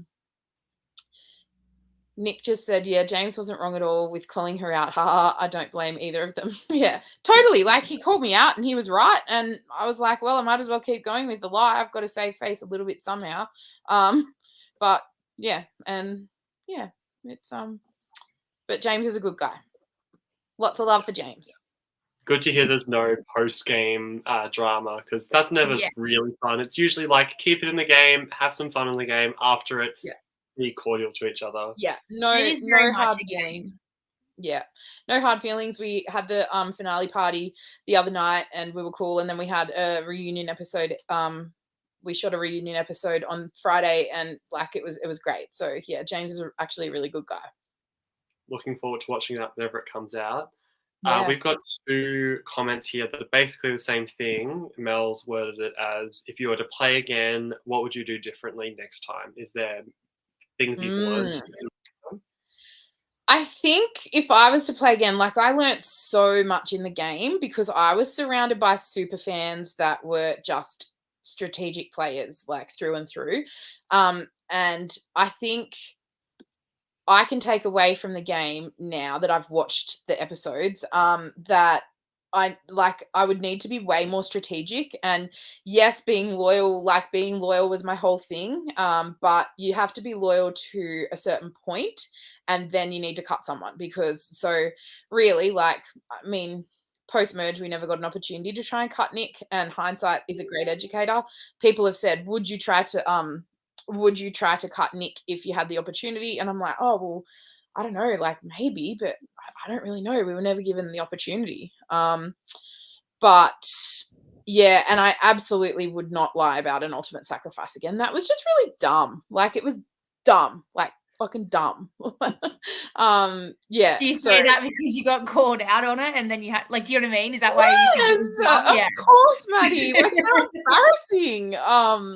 Yeah, like, it was just, I don't even know why I wanted to lie about it. I just thought, I think in my head, from the limited Survivor that I'd seen, apparently, like, a public idol is something like, it's a bad thing to have a public idol. So I was like, oh, I better hide it. But yeah, and the time you've got from taking the ultimate sacrifice to walking back to camp is the time that you have to make up any sort of story, or how you're going to like approach it with the tribe. So it was just really stupid. Thanks, James. Yeah. Sorry. We've got a really important question from Ma. She asks, is Nick your actual husband? I mean, I have been third wheeling Nick and Ma since the very beginning. Nick is not my actual husband. He's he was so fun to play the game with, and I actually, like, I'm so glad that we went all the way together, even though he and Ma, seeing the edit, like, he and Ma played such a great game. And I think I caught the end of Nick's where he was like, I didn't know that Ma was playing such a great game. I didn't know Ma was playing such a great game until seeing the edit. And like, no, Ma can have you. It's fine. Ma can have you, Nick. Yeah, like seeing Ma's edit, I'm just like, wow. And my husband kept saying to me, he's like, why aren't you all trying to vote her out? Like, nobody's ever saying your name. And I'm like, in the game, we did not know that. Like, in the game, she was so clever to pretty much people manage everybody. Like, it was just, amazing. And, you know, like seeing how well she played, she 100% deserved that win. Like, yeah, and like she never got one vote throughout the whole game. Nobody And ever. Mylo and I have said this the whole time. We've said this the whole time. Like, why isn't she targeted? And like now we kind of get it. We didn't know that in the game. Yeah, makes because sense now. yeah, like, and it's sort of it's actually really hard because in the game, I think the only people that really ever Anna was the only one that really ever said anything to me. And then by that stage, I was like, purple strong. But, you know, and I'm like, I'm not voting out Ma. Her and I are going to top 3 together. Like, oh, God, that'd be silly. No, it wouldn't have been silly. But yeah, so, and for the record, if I did get voted out and I was on the jury, Nick was absolutely getting my vote. He was getting my vote. Which probably doesn't make it easier for him because it might have been the swing vote that got him the win. I don't know, but yeah, like we played the whole game together, and for me, loyalty was my biggest thing, and so yeah, it just sort of that would have been where my vote's at. So we are now talking about the end game, and so I think it's definitely a good time to ask about your strategy at the end game, mainly from Final 6 onwards, because that could be argued when things might have not been going super well for you after helping Nick at the challenge. Do you think there's a way that you could have won at that Final 6, or was there a configuration of people? Just what are you thinking in regards to that? I absolutely had no strategy. I didn't even know what I was doing, and for me in my mind, I was like, oh, cool. It'd be really cool to make Final 3. Like, that'd be awesome.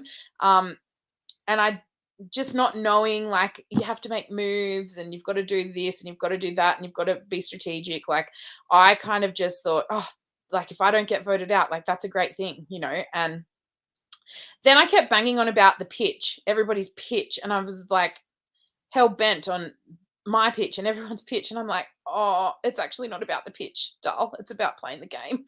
And I just didn't know. I didn't know how to play the game. So yeah, and I don't even know why I helped Nick at that challenge with the water bottle. Like, that was silly. Like, oh, I'm looking back and I'm like, oh Jesus, that was really silly. I don't know why. I guess I said it at Final Tribal when James asked the question, and then he had a really good comeback. At Final Tribal, he was like asking about, I forget what he even said, but I said, look, those challenges, I came second to Nick. I came second in 2 of them, and watching the edit, I actually came second in the Final 4 challenge as well. So I got the second most pieces of the puzzle, and I said, if I was coming second, like, I'm happy Nick was first because he was my main ally. It's the innocence of not knowing the game, yeah. Yes, like, loyal Sophie. Wait, can I say, I think the one that really hurt me the most for you was the one with the wooden stick and that hurt I hurt for you for that. Maddie, I mean, I was genuinely upset after that one. Like, that one actually hurt my soul a little bit, and so I was yeah. Thanks, you do. Mel. So since filming Survivor Canberra, I've actually taken up powerlifting. So I strength train now, and I would love to go up against Nick in that challenge again, because my group strength, I'm winning that now. I'm going to go out. I'm going out on a limb and I'm being cocky. I would win that challenge against Nick if it was filmed now. That one really, the dominoes sucked, but that one really hurt. It's a big claim there, but honestly, you were really close there anyway. So I do think, and you hadn't done strength training beforehand. Now with strength training, I do think you probably could win that one. Yeah. Thank you, Mylo. Thank you. Mel asks, because you crewed season 1, as you said, if you could have played with any of the season 1 cast, who would you have wanted to align with as the people you had your eye on? So from season 1, if I was going with my strategy of aligning with like the alpha, probably Keegan, but also I would have maybe like Ben, but also I would have loved to have played with Carlene. Like Carlene, yeah, she is an absolute lady boss, and I would have loved to have played the game with Carlene. So I was actually, fun fact, I was actually supposed to play season 1, but I had a back injury, so I was unable to play, and I helped crew. And then I got the call up for season 2. So yeah. So someone replaced you then? Someone got like an alternate instead of you? In season 1? Yeah. Yeah. Yes, I believe so. Okay, interesting. It's just interesting to think about how the season would have been differently if you'd been there instead of that person. Like that would have changed everything. Yeah, but it could absolutely. have even changed season 2. So yeah, but even for just sure. seeing the step up from season 1 to season 2, like in props and everything, like it's just completely different. So yeah. The production value from season 1 to season 2, like who are we? Do you know what I mean, Nick Otter with his buff design and logo design, like what a unicorn, because he's amazing. He's the real winner in Survivor Canberra world. Because like just small things like that, and I think the production value being lifted that much between season 1 and season 2, and obviously season 3 has filmed and it's elevated even more. That's pretty special for a self-funded LRG. That is very special. Yeah, and well, also you Carlene saying as that well. now, I can't wait to see season 3 if that's elevated again. Yeah. Like, yeah, for sure. Carlene, queen of props and sets, and like honestly, Mel, yes, Queen Carlene. Yeah, I honestly could fangirl over that lady all night, honestly. And Simon, like they are just amazing. On the same note, can we give a shout out to the 4 people who pulled out of Winu and gave Simon, Sam, John, and myself? That's insane that those 4 people crazy. were alternates. Like just thinking about how different the season would have been without them. Yeah, 100%. for sure. I can't imagine it without them. So thank you. Yeah. But also the people that dropped out also could have been incredible as well. There's a lot of good casting options. I shouldn't disregard them, but like, you know, once you see people play, you just you get excited for it. Yeah. James asks, out of the challenges you came second in, which would you have been the most satisfied to win? Which would have been like the most yes, I did it moment? Oh, absolutely the plank. It was really it was just a really hard challenge. That plank of wood was heavy, and I took an underhand grip like this, like holding it like that. Silly, because my hand started like going down like this with the weight of it, and I'd love to know what it'd be like with an overhand grip. And then you've got the added element of the bouncy ball, which was rubber. So I actually hacked it. And I moved the ball back into the little channel and balanced it there. So I wasn't worried about the ball. Seeing Nick, he had his up on the top channel the whole time, which good for you, Nick.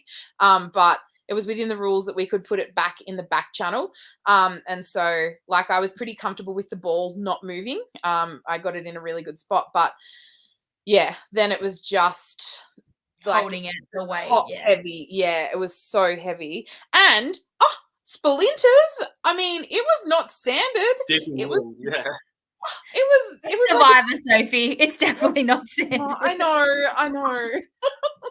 It was like torture holding it with. It was very uncomfortable, but that would have been the most satisfying, and I cried after it. Like I didn't even care. I cried after it because I just wanted to win it so bad, and I even said, Nick, can you give it to me? And he must have known that he was in trouble because he was like, nah, soz. Do you regret not taking the Lamingtons? Or are you glad that you placed second? No, I was happy to place second because my mate Nick came first. No, like for me, it wasn't about like having a Lamington reward. It was like a self gratification thing. Yeah, I wanted to do it for myself, and because I still had to be quite careful with my back during the season, and so strength, physical kind of things. And I am not an athlete, so I got to sit out of the best challenges. Can I just say, with my ultimate sacrifice, they were perfect challenges for me to sit out of. So the self-gratification, and I'm stoked that I came second in that one as well. So in the plank challenge. Yeah. All right. We do have other people to go to, but before we do, can you please give us a bit of like a final closing thought on your chapter in Survivor Canberra? What do you want to end your story with? I think I really want to encourage people to just take the plunge, apply to play Survivor Canberra. It changes people's lives, and Nick said it before, it's changed his and Mars' life, which is very cute. But also just stepping out of your comfort zone.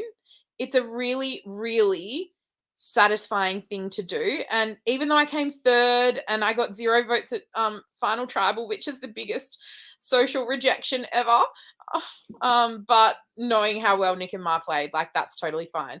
But I encourage people to apply. It's just so fun. And what we have planned for season 4, it's just, please apply. Keep on the socials. Keep on the socials ready for applications. And let's build this community. Let's grow the community. And let's just bloody have a good time, because it's such a good time. It's so good.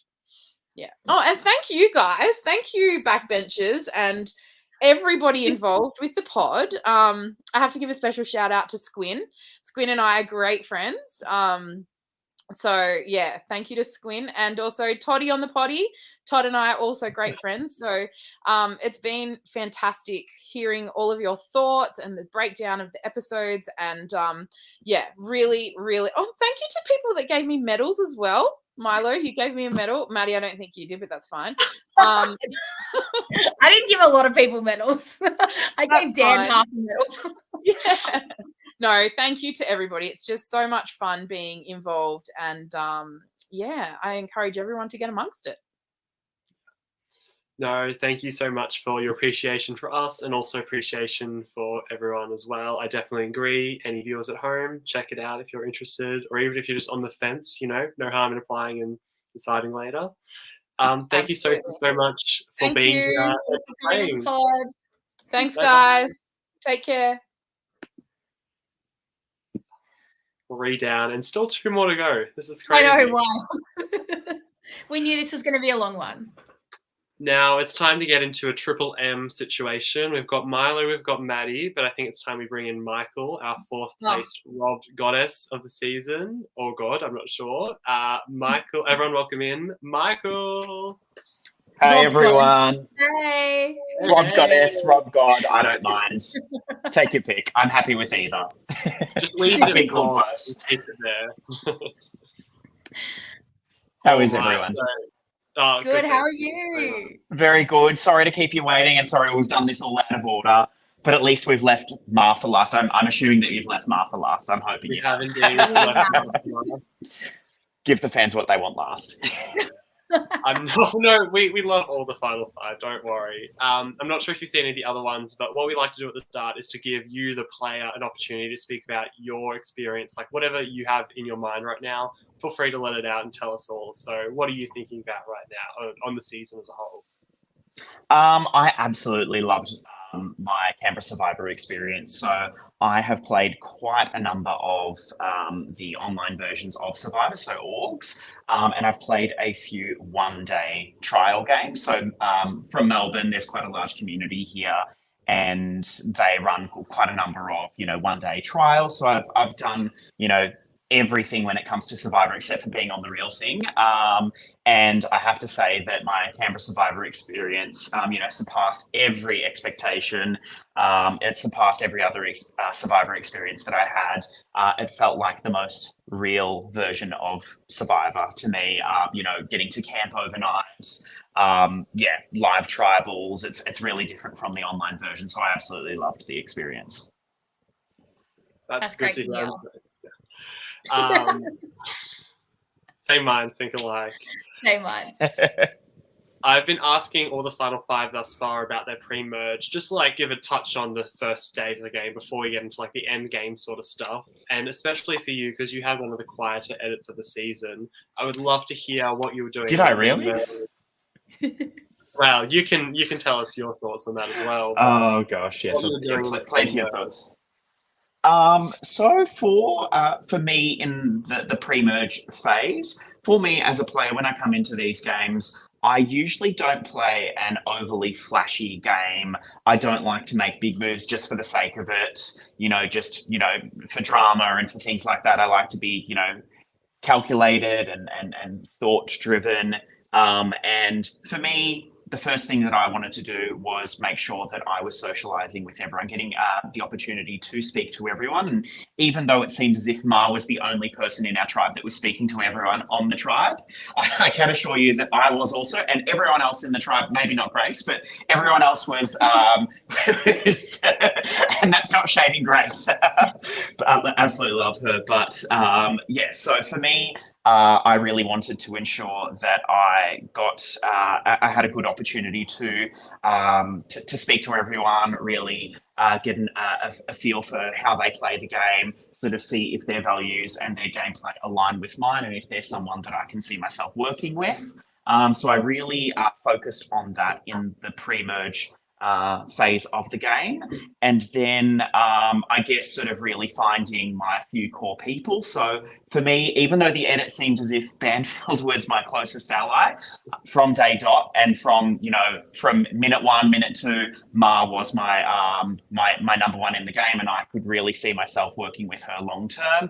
And then as the hours passed and the day passed, that was only further solidified for me.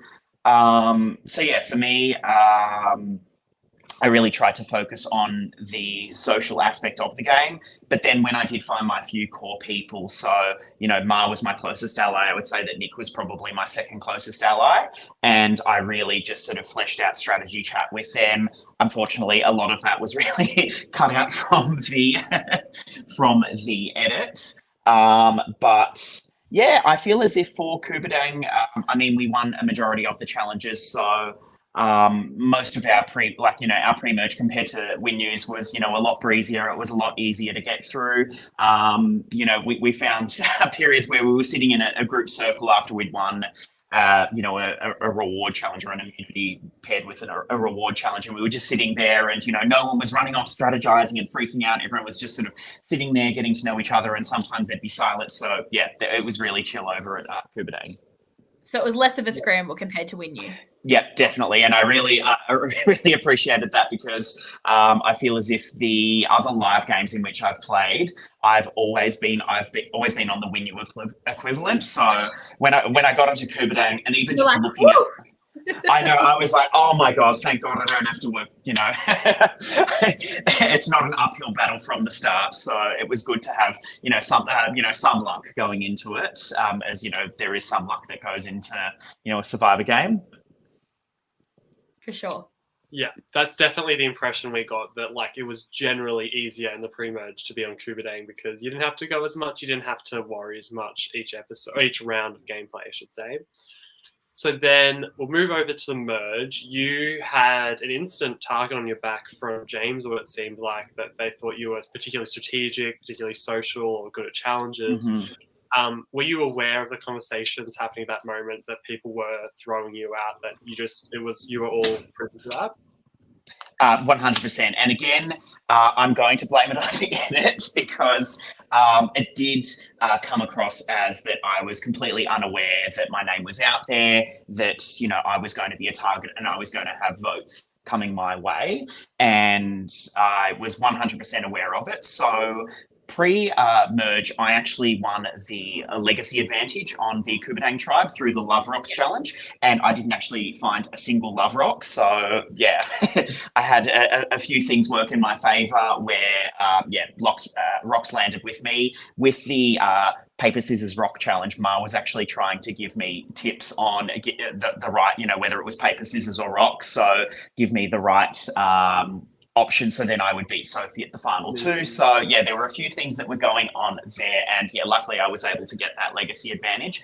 But on the flip side of that, it was a very public advantage. Everyone saw Dan or whichever of the production members had handed it to me, so everyone was thinking, oh my god, what does Michael have? We know that he's got something. If he plays coy, if he downplays it, if he says that it's nothing, we know that he's bullshitting, and that we're not going to trust anything that he says. So I knew that even though I really, of course, when you have an advantage, the less people that know, the better, because, as soon as one person knows Chinese whispers, everything gets out there. And then 2 minutes later, the entire cast knows about it. But in this instance, unfortunately, everyone already knew that I did have something. So I thought that it would be best that I was honest with the tribe. So I told the entire Kubadang tribe that I had the legacy advantage. And I gave a brief description of the of what that entailed. I feel as if, our tribe had quite a few super fans on it, so they already knew as soon as they hear that word what that entails, what, the terms and conditions are of that. But I sort of, the way that I sold it was as if the advantage was a tribe advantage, and I would use it to further our game as a tribe. So in the pre-merge period, I wasn't unable to use it. So the first point was actually at final 10. And luckily for me, the merge came at final 10. And I knew that I had a legacy advantage that was good either for 10 or 5. And if I didn't use it at 10, then I was going to have a target on my back at 9, 8, 7, 6. Because if I'm voted out with that, then I have to will that to someone. So then everyone has an incentive and a reason to want to vote me out. Because if it's in my hand, it's no good for anyone else except for me. So I told a few people on the Kubadang tribe to throw my name out. So I told Nick, that I gave him, sort of my blessing, my permission to, to go to the Winu tribe and then sort of throw my name out as a target, let them know that, he was willing to flip on me. And as Nick has mentioned previously, he did do that. So then he remained, in my good books because, he had my blessing, but then also with the Winu people because it seemed as if, he was actually willing to work with them. So it seemed as if he was happy to work with everyone. And of course, no one ever wants to sort of, be that target because of, advantages. And I knew that I'd been to Ultimate Sacrifice, so I knew what those 7 advantages were on, or those 6 advantages were on the menu, and I knew that there wasn't an idle nullifier, and I was just hoping and praying that there were no further advantages live in the game, because if there was an idle nullifier, then I'd be done and dusted at that final 10 tribal council. As I did have the majority of votes otherwise. But yeah, no, I was completely aware of it. I was basically peddling my own name. So I think the first person to mention my name was me, actually. So it might be a survivor first. So throw your own name out there. I mean, Award goes to Michael. Mara asked a really good question. Why did people think you were close to Banfield? Because even though the edit showed you as close, there was people in the game as well who thought you two were close. And I mean, that's not to say that I wasn't close to Banfield. So I would say out of the 7 people in the tribe, I probably had him as my 3rd closest ally. Up until that point, I felt as if I had a stronger connection with him than I did with, say Sophie or Joe. Like, I feel as if I was with Banfield. He's a massive fan of the game. He loves to strategize. So I feel as if what I look for in an ally is someone that, thinks on the same wavelength that I do. And I felt as if he did do that. Whereas, obviously Joe is new to Survivor. So it was, harder to, strategize with her in that sense. And then I from sort of the get-go, I sort of had my doubts about Sophie, and there were a few points where I caught her out on, like when she went to the ultimate sacrifice, she came back, she said that Haley got the advantage, and she lied about the conditions of it, and that Haley chose to sit her out of a challenge, which, just made absolutely no sense. So I just felt like from early on, I didn't really quite trust Sophie either. So I would say that, Banfield was probably my third closest ally in the Kubadang tribe at the time. And so like I was definitely chatting to him, but I was 100% much closer to Nick and Mar, especially Mar. Yeah, that makes a lot of sense, all things considered then. We've got a question from Mel, who asks specifically, why did you vote Mel out? Why did you vote her out? I think you left the key word out, Mylo. Why the hell did you vote Mel? How did you vote me out? Oh my gosh. It's so funny because after you play these games, as soon as you're voted out, the first thing that you do, it's only natural that you think back and you're like, oh my God, what could I have done here or there to change my fortune and change my path and then potentially get myself into the final three, because then at least I've got a chance to pitch my case to the jury. And I genuinely did feel as if I had quite a strong chance at winning it. I know the edit made it look like I was absolutely useless, that I had no chance at winning the game, that I was just sitting there, I was Mars puppet, all of that. But so for me at final six, I knew that I didn't quite trust Sophie and even Nick to an extent. I knew that they were each other's number one, that they weren't really going to go against each other. For me, I felt as like I really saw Mel as a massive threat in the game. Like she had her finger so far on the pulse. She could anticipate and read everything so perfectly. And even though she and the fact that she was also from the Winu tribe, I really feel as if her or Anna, especially Mel, if she was to make it through to final tribal council, she would have a really good case to win the game. And there were at that time there were a few Winus on the jury, and I mean. I also look at it as when I'm playing with someone, if I'm to end up on the jury, who would I consider voting for at the end? And I think at the final six stage, Mel was right up there for me as someone that I would, strongly consider voting for to win. So for me, I mean, it was getting to that point of the game where you really have to assess, who is around you, who, is a barrier to you. Not only making it through to the end of the game, but also winning. Of course, Mel might have been a barrier to me winning, but maybe if I played things differently and I did work with Mel at that stage, things could have been very different and we both could have been at the final three.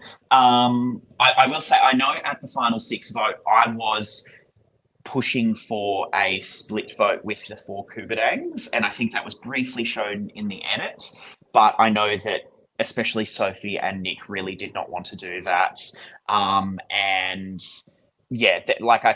feel as if, I really had sort of no leg to stand on there because, those two and Mar would have voted as a block of 3. So if I was to vote with Anna and Mel, then at best that would be a deadlock.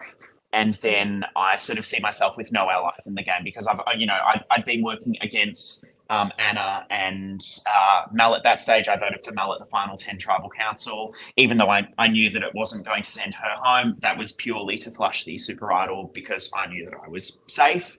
So, and then, hadn't worked against Anna, hadn't worked with Anna at that point either.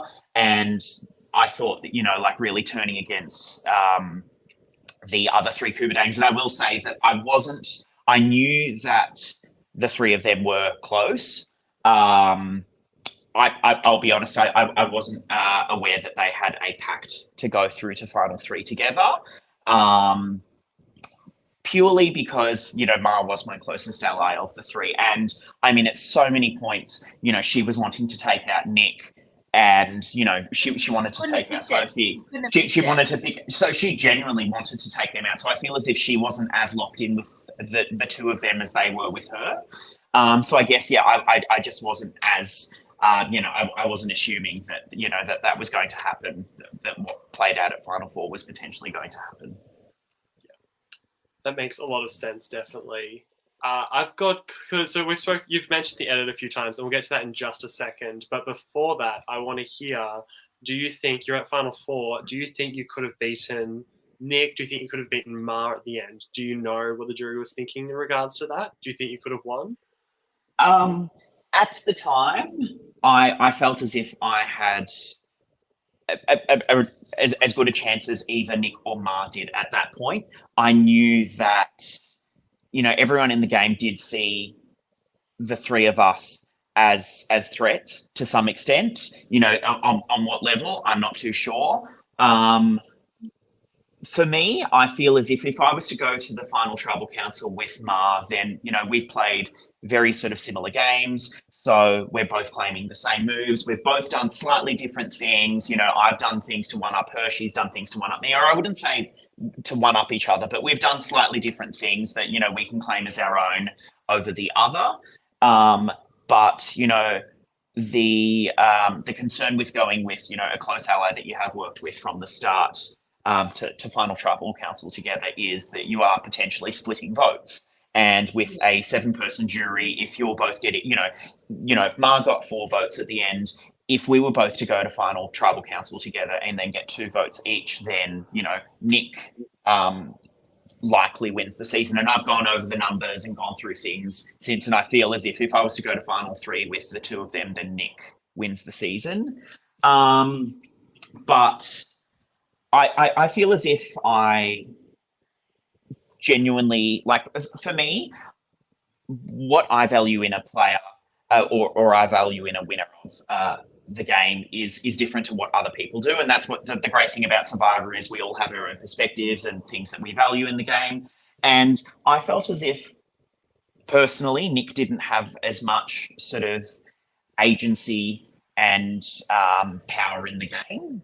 So, because, it's obviously great that, he won all of those challenges. And I've spoken to him since, and I feel as if, it was almost a detriment to his game that he did win every challenge and that he was safe for the entirety of the merge, because, if he was to then still make it through to final 3, but at some point along the way, he was to have lost a challenge and then still somehow have made it through that tribal council, then I feel that would have looked a lot better on his resume. But yeah, no, I feel as if, going into the final 4, I felt as if I had as good a chance as anyone else. I mean, I've played a number of these games online. I've had, quite a bit of success. I've been to final tribal council a number of times. And I know, of course, doing it online over Zoom or, StreamYard is very different to the live real thing. But you have to really sort of think on your feet. You've got to really sort of, you've sort of got to appease to the jury, and you've got to really sort of, speak to them, really. If it's any consolidation, Mel's just said she would have swapped her vote for you over Nick. Oh, thank you, Mel. Yes, a few people have, and that's the thing that sort of hurts, because there are a few people on the jury that have said, "Oh, if you would have made it through to the final 3, then you would have been my vote." Yeah, I know exactly, but I mean, yeah, you can't really dwell on that. I mean, if you dwell on that too much in these games, then it's really not going to get you anywhere. So. Don't live with, the regrets. It happened, and you did really well regardless. 4th place is nothing to be ashamed about. You were a robbed goddess in that way. You were like the last person they took out so you couldn't win. So you, as we've spoken about, you had one of the quieter edits of the season. So I definitely want to hear about that. What do you think could have been shown instead? Do you understand why you got the edit you did? Do you just want to speak your thoughts on that one? I do and I don't understand the edit that I got. I'm a massive super fan of the game. I've been watching since day one. So I've been watching since 2000 live back in the day. I'm that old, yes. I watch, plenty of international versions. I know the game sort of inside and out. I'm very familiar with Edgic. And everything that you did say every week, rang true. Like, your finger was so completely on the pulse. It was shocking. The only person that, like when you were like, oh, this person is playing this sort of game, that person's playing that sort of game, I'm like, tick, tick, tick. And then when when it came to me, I was just like, oh my God, I was rolling in my grave. I was, my eyes were rolling in the back of my head every single week, because I'm like, oh my God. And like, you can't be blamed for the thought process that you did have, because if I was going into that, if I was, watching that as an outsider, not knowing, the outcome, I would think the exact same way. And I had many, a few friends, within the community that have been watching, saying, oh my God, like, they're very shocked with, sort of the way in which that I'm playing the game, because that's not like me. And, I've reassured them that, that's not how I was playing. For me, like, I understand, and it's been mentioned to me by production that, they've apologized and said, look, firstly, it comes down to some of the content that we did have and some of the questions that were asked, and they didn't sort of really fit into the storyline. But then, also, some of the things that I was mentioning sort of weren't fitting into the overall storyline of the season. So, there'd be conflicting information. So, and look, I completely understand, because, the edit does, sort of need to favor the winner of the season. I understand, obviously, it's important to keep things as open and, as mysterious as possible. So it does seem as if, oh, this person has a chance, that person has a chance. I can see, their point of view, where they're coming from. I feel as if, because I was, much more heavily involved with sort of strategy chats, particularly with Ma. I mean, I feel as if from, the final 8 stage of the game, we were the two people that were sort of I wouldn't say in control, but we were, always sort of in the swing position. We were always in the power position. Both of our names were not coming up at all, even though, we were potentially perceived as bigger threats than other people that were getting votes. And, one round we'd be saying to someone, we're going to work with you, work with you. And then, it comes to the votes and sorry, we're voting against you or your ally. So we're not being completely honest with you. And then the next vote, we're like, we're going to work with you this time around. And then, I wouldn't say that they would buy it, because I feel as if, the people that we were playing with were, very switched on. I wouldn't say that there was anyone that, was very easy to sort of manipulate. But say by the way, if you want.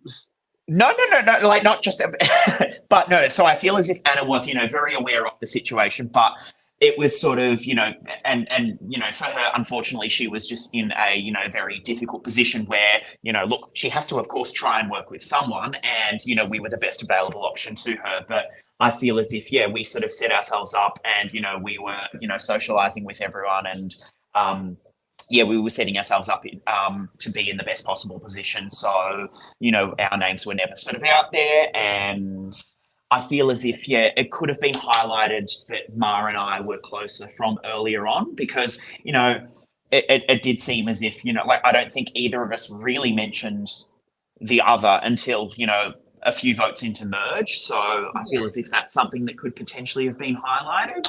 And there were, a sort of a few moments where I was sort of portrayed to be, a villainous sort of backstabber, like, with regards to the Banfield moment. It seemed as if I was the person that had sort of tried to orchestrate that move, and Banfield was not my first option for that vote. I could see sort of where, the tribe sort of consensus was, where they were thinking and what they were wanting to do. And as Ma put it, because I will 100% agree, Ma is so much more eloquent than I am. She has those, one-line zingers. Banfield was not that hill that I was willing to die on. So he was definitely not my first choice, but I could see that, it was sort of inevitable, and that that he was going to be the target. And I felt as if I wasn't really in a position to sort of, to, lay my life on the line to try and save him. And then also, there was a moment where I think I'd mentioned that, Joe was annoying. And of course, in the game, in the heat of the moment, we all say things that we, potentially regret, or the things that we don't mean, or they're misconstrued. But, when you're watching it, that's what it seems as if had happened. And I feel as if, a few moments like that were highlighted a bit too much, because I will say that I was by far not the only person that, spoke like that about other people in the game. But, for other people, that there was nothing that was mentioned in, their edits, because, their edits, might not have aligned with that. So I feel as if there were just a few moments like that, because I would say that when I play these games, I would lean much more towards the heroic sort of side, and even other people that have played with me or seen me play would categorize me there. Not to say, of course, that I don't lie, because I mean it's a game of Survivor where you have to lie and deceive, but there's a way in which you do that. Well, this is what Mel's saying now. She's saying this is exactly why Michael could have won. His chat is on point, baby. Oh, God. I mean, you never know at the heat of the moment. All it really takes is one question that's really sort of pointed, that throws you off guard. It can really sort of throw you off, and it can put things into a spin. And I mean, yeah, who knows? Someone asked, why don't you have vowels in your name? And then you just would have been completely thrown off. Well, I will say that when Canberra Survivor came around, so my name is actually spelt as Michael, so the normal spelling. It throws a lot of people off, because they'll see that on Facebook, MYKL, and they'll think that that's how it's actually spelt. It's funny. I actually had, off track for a second, I actually had an ex-partner, so a partner at the time, that had booked flights overseas, and they booked it under MYKL, and I'm like, what the fuck? It does not, it does not match my passport, so this is not going to work. And then I was like, you need to pay for the change of name fee, because that's what you get for not knowing how to spell my actual name. We'd been, dating for, a couple of months at that point. So, but no, it throws a few people off. But coming into Canberra Survivor, I was, so my name is spelled as Michael, and you'll notice that with a lot of the voting parchments, a lot of them did have, the traditional spelling of Michael. I feel as if, throughout the time, people clued onto the fact as to who I was, because, going into the game, there were a number of people that I did know. There was only one person that I'd ever played against in a mini. That was James. I've played against him a number of times. But I would say that I probably knew of half of the cast. So I'd, heard of their names, or I've seen them play in orgs or things like that. Yeah.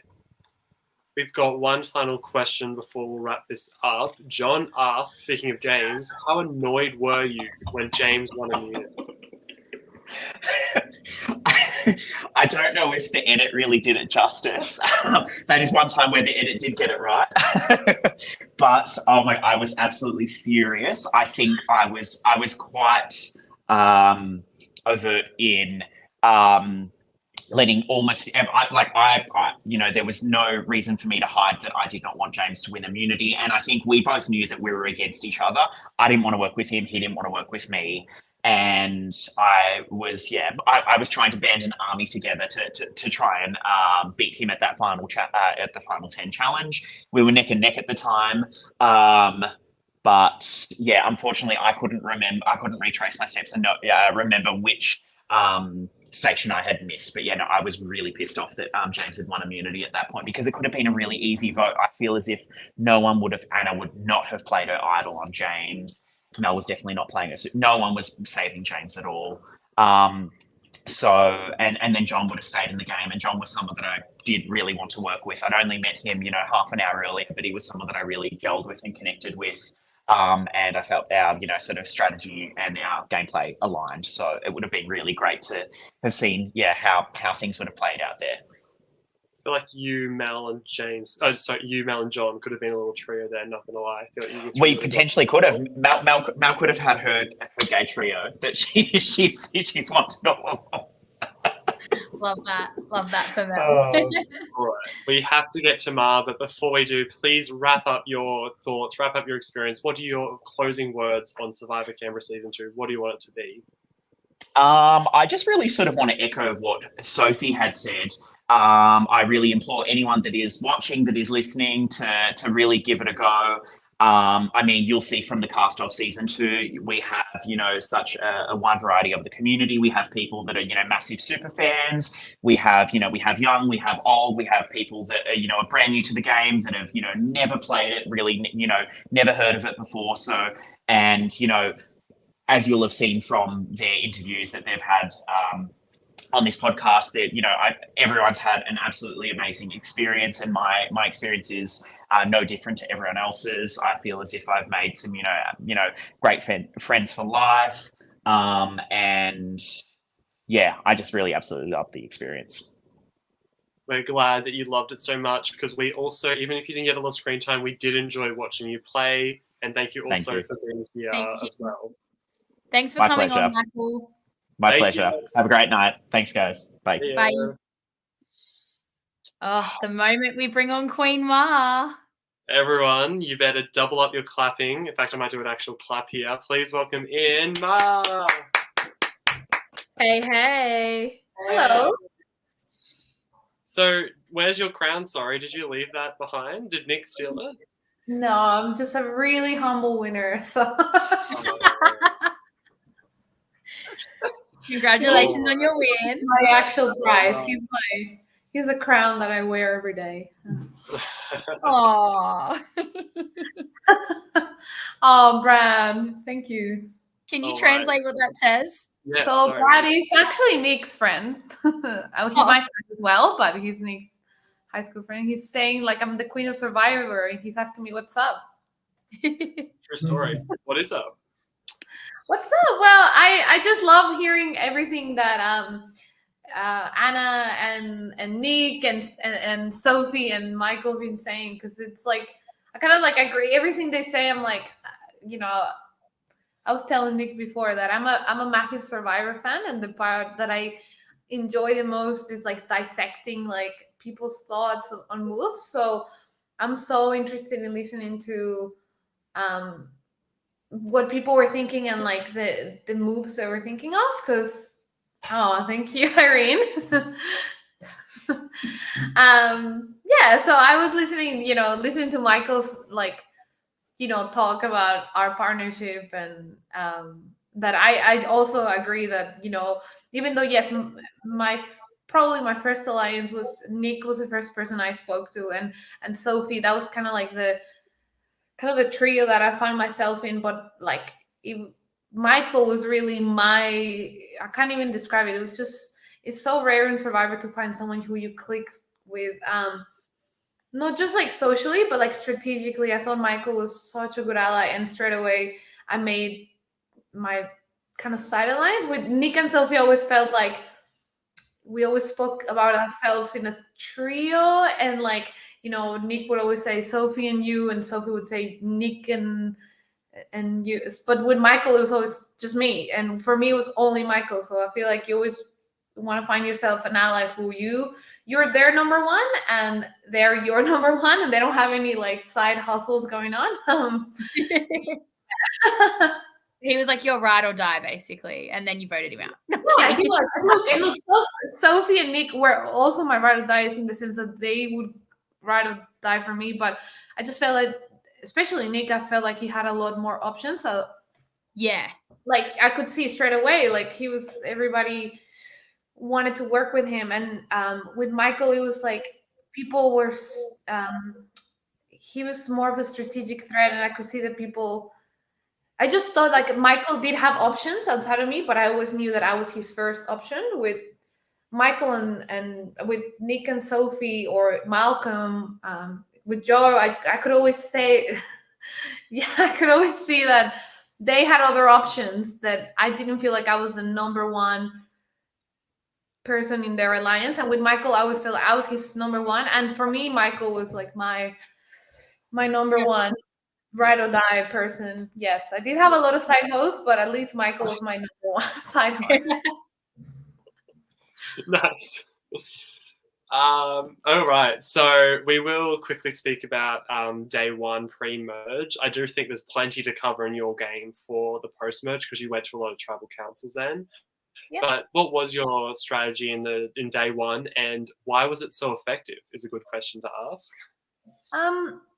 look, I did think that I came into Survivor Canberra with a little bit of an advantage because I'd play like a year before that. I'd play a game in Melbourne Survivor, which is gonna come out later this year. And what I learned two things that I think are really important for anyone who wants to play an LRG. This is my two pieces of advice would be, everybody's really scared. I mean, Maddie, you've played, I know you've played before, and like, that everybody's super scared. You don't want to be the first one voted out. But then if you realize, oh, if I'm feeling like this, then everybody must be feeling the same way. So that's why I was like going out and telling people if they wanted to be my friend, because I knew that people were dying to hear that someone wanted to work with them. So if you're that first person that like, hey, like, I'm scared too, do you want to, like I'm someone you can work with, people are dying to hear that on the first day. So I thought the most people I can like reach out to, the better it would be. And the other thing I learned from LRGs is that you really, and this is really hard to do, but like really understand how other people perceive you as a player.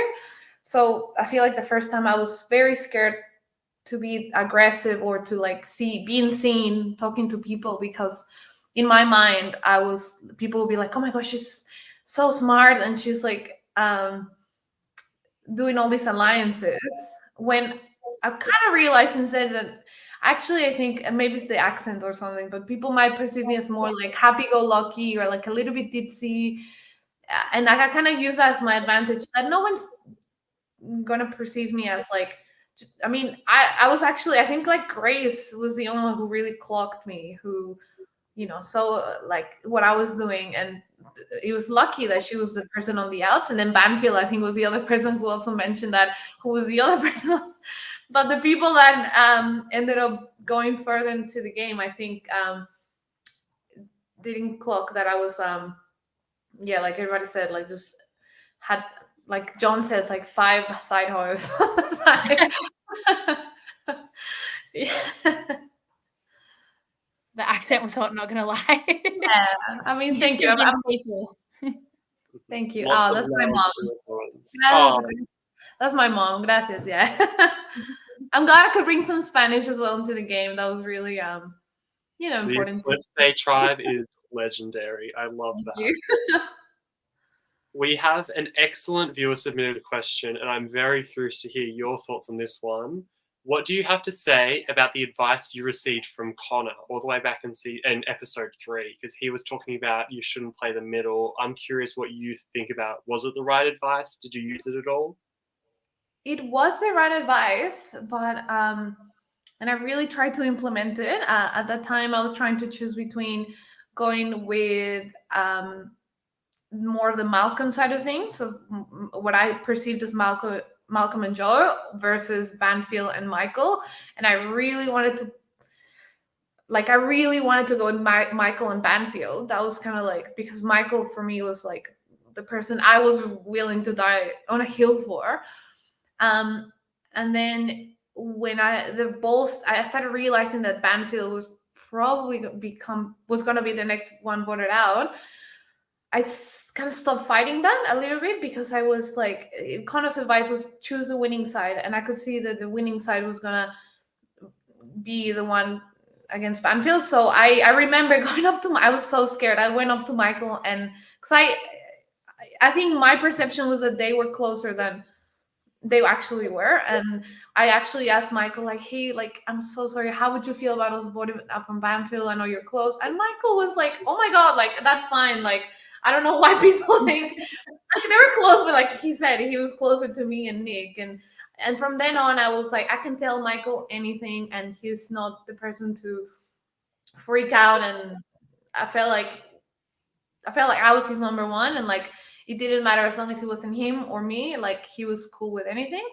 The one point that I was like, I'm gonna finally execute on Connor's advice and finally choose a side was when I decided to, like, at final 8 really just do the strike against Malcolm. And I remember after we voted Malcolm out, and then poor Joe, like, we had to just honestly, like, self-preservation and just vote the last person we heard. my first confession after that vote was that now I've shown my hand. I'm sure Nick and Sophie are gonna come after me. I'm glad I've still got trust in Michael, and I can work with Mel and Anna. And I was so shocked when I heard that Nick and Sophie still wanted to work with me after that. So I don't think I was like, I was just so surprised because in my mind I had shown my cards and I've chosen a side. But it was like I was always forced to play the middle, even though I was trying to follow Connor Survives. It was like I was always like placed back in the middle, because then Sophie was very like direct with Anna and Mel that she would never work with them. And they were like, she was really like kind of solid in her stance. So Mel and Anna, even though they both thought me and Michael were kind of like the biggest threats, they had no choice but to work with us, because we were the flexible ones. We were the ones, we were like, yeah, let's do something again. Yeah. But I think like, hats off to you, Ma, for being able to play the middle and still be safe. Like, you didn't get one vote against you playing the middle. Like, go you. Thank you. It's actually, it's funny because halfway, maybe around the time Mel went home, I was so confused. I think that was my lowest point when, maybe because I also made it to the final stage and the puzzle just like, I knew Nick had told us he had practiced puzzles and I knew I was going to lose. That was my lowest point because I kept not hearing my name like at all. Like, and I thought, oh, like, I feel like if you don't hear your name means people want to take you to the end, which means people think they can beat you. So at that point, I actually was asking myself, like, am I the most beatable person here? And is that why nobody is bringing my name up? I was really down. It was like started to rain. It was really cold, and like voting Mel. That's why with Mel, I feel like I'm looking back on it, and I feel like I'm not sure voting Mel was the best. I mean, it worked out for me, but I feel like objectively, maybe sticking with Mel and Anna at that point would have been maybe better. But Michael really wanted to take his chances more against Sophie and Nick than against Mel and Anna. So, and I was so defeated. I didn't want to, had just like fought my battle against the Malcolm, and I had just lost Joe. I was really defeated, and I kind of like, that's why I think Michael and I worked like that. So, I would come up with an idea and he would say, okay, but next time it's mine. So next time he wanted to go, when it was surprise tribal council, I remember Michael looked at me and he was like, Joe, and I just had promised him that the next one would be his. So yeah, and then we did go against that. like Michael, I wasn't gonna go to Rocks because I knew Michael wanted to go with Nick and Sophie, and I wanted to go with Mel and Anna, and yeah,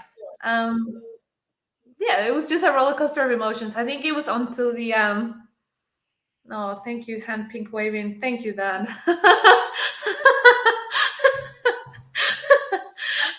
I think it was until maybe like the final four, and I was like, okay, it looks like I might be making it to the end. I need to start backing myself up.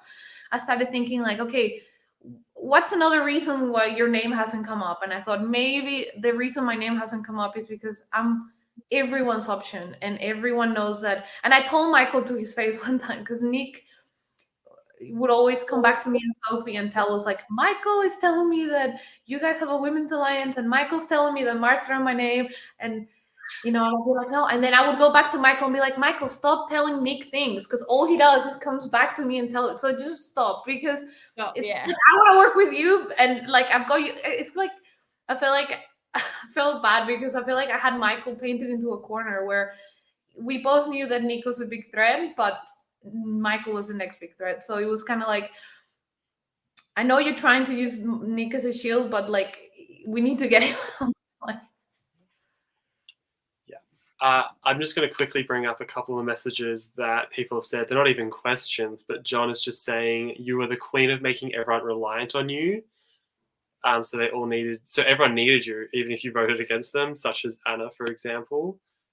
Mel points out that no one had any choice but to work with you. You sneaky girl. And even Nick is popping in here to say one of the most impressive winning games I've seen, to be so in control but under the radar. So you seem well adored by all your cast members. Like even Mel, for example, she didn't vote for you, but still a lot of respect for your gameplay. Yeah, look, I love everyone in the cast. I would say the third thing I learned from playing, having played Melbourne before I played Canberra, was that this is a game. It's like we're not playing for $1 million, and playing Melbourne, the friendships, including John, who's like a very good friend of mine now, like truly, like the friendships you make with the cast, but also the crew, that film you and ask you questions, it's really the prize. I mean, for me, I think I'm like Nick and I are the biggest examples of like, it is the friends along the way. And for me, it was not just a friend; he was a boyfriend and a partner, and so I love, I love how big of Survivor fans most people are, and to hear my game being praised means a lot to me, because I honestly I thought I was going into like a final 3 situation where I was gonna maybe get John's soul pity board. And yeah, so I kind of like this experience kind of, like I'm proud of the game I played, but I'm also like, I'm, smart enough and I know Survivor enough to know that even though Malcolm said it in one of his podcasts, that even the winner makes mistakes. And I think I made a lot of mistakes along the way. I was just, like I said, I was flexible enough to adapt and lucky enough to, like Nick and I have spoken a lot about luck, because we think it's plays, I would say, a big part of playing this game.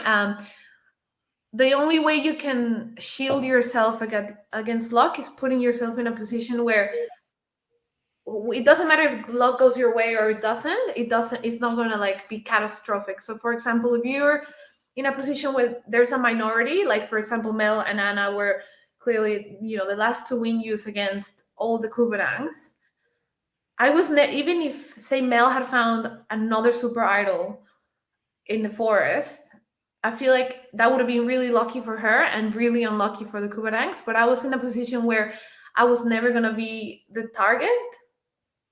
So so even I was unlucky that Nick got like double and that he kept winning, but I feel like I put myself in a position where Nick's good luck wasn't catastrophic to my game. And or I put like with John, I think he got the worst luck of anyone who played this season. Oh yeah, 100%. And so I was I was friends with John before, and I was very keen to play with John. But John's bad luck, I was in a position where, even though it was a really tough pill to swallow for me, it wasn't catastrophic to my game. So yeah. So I would say, like, if you're saying a majority, I would say make sure if the minority gets lucky, you're not the target. And if you're in a majority, and make sure, if you're the minority, maybe make sure you're the last target the majority is looking after. Which is like sometimes there's no rhyme or reason why people target each other. Like, but yeah, that's what I thought. I always thought luck would play such a big role in who wins. Yeah. Definitely agree on that part. You've spoken about Nick in several different ways, but I think just to reiterate to the audience and us, what was it about Nick that made you target him so much? Because Nick went on obviously massive community spree, but why Nick, for example, why Nick over Michael, for example? What made Nick so dangerous to you? From the start, Nick, even though he was in my alliance with Sophie, it was a trio, I never intended. I was always like, in my mind, I was like, Nick needs to go. Merch comes, Nick has to leave, because if you were in Kuberang, Nick was like the life of the party. He was making everyone laugh. Everybody wanted to work with Nick. Everyone I had a conversation with about a strategy or alliance. They were like, oh yeah, I just spoke to Nick about that, and I'd just be like, Nick has his fingers in every pie. And I was like annoyed. Now, like, maybe subconsciously I also thought he was all that, I was like kind of like, he's so funny and tall and like he's so handsome and good at challenges. Yeah, and I mean, I always tell him like, take it as a compliment, because I always thought you were like the triple threat that I never. And with someone Michael again, and I think Michael knows this, I also was never in my plans to go to the end with Michael. I always saw Michael as like final four because I was like, Michael's someone that I would vote for and that I respect so much, and that he just also had Michael had just this perception, maybe because people knew him from online games, but the way he speaks and the way he strategizes and how calm he is, I think he had the perception was that Michael was like a very, very strong strategic player, which he was. But I think I was too, but I was really playing like the kind of ditzy, like just happy, like to be here, like I'm just Mexican, I don't know what's going on, like yeah. I don't know.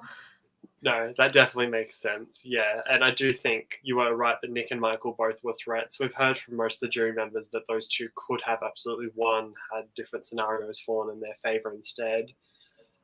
Speaking of winning, you made it to the final three, which is absolutely incredible, but you didn't necessarily seem confident that you were going to win.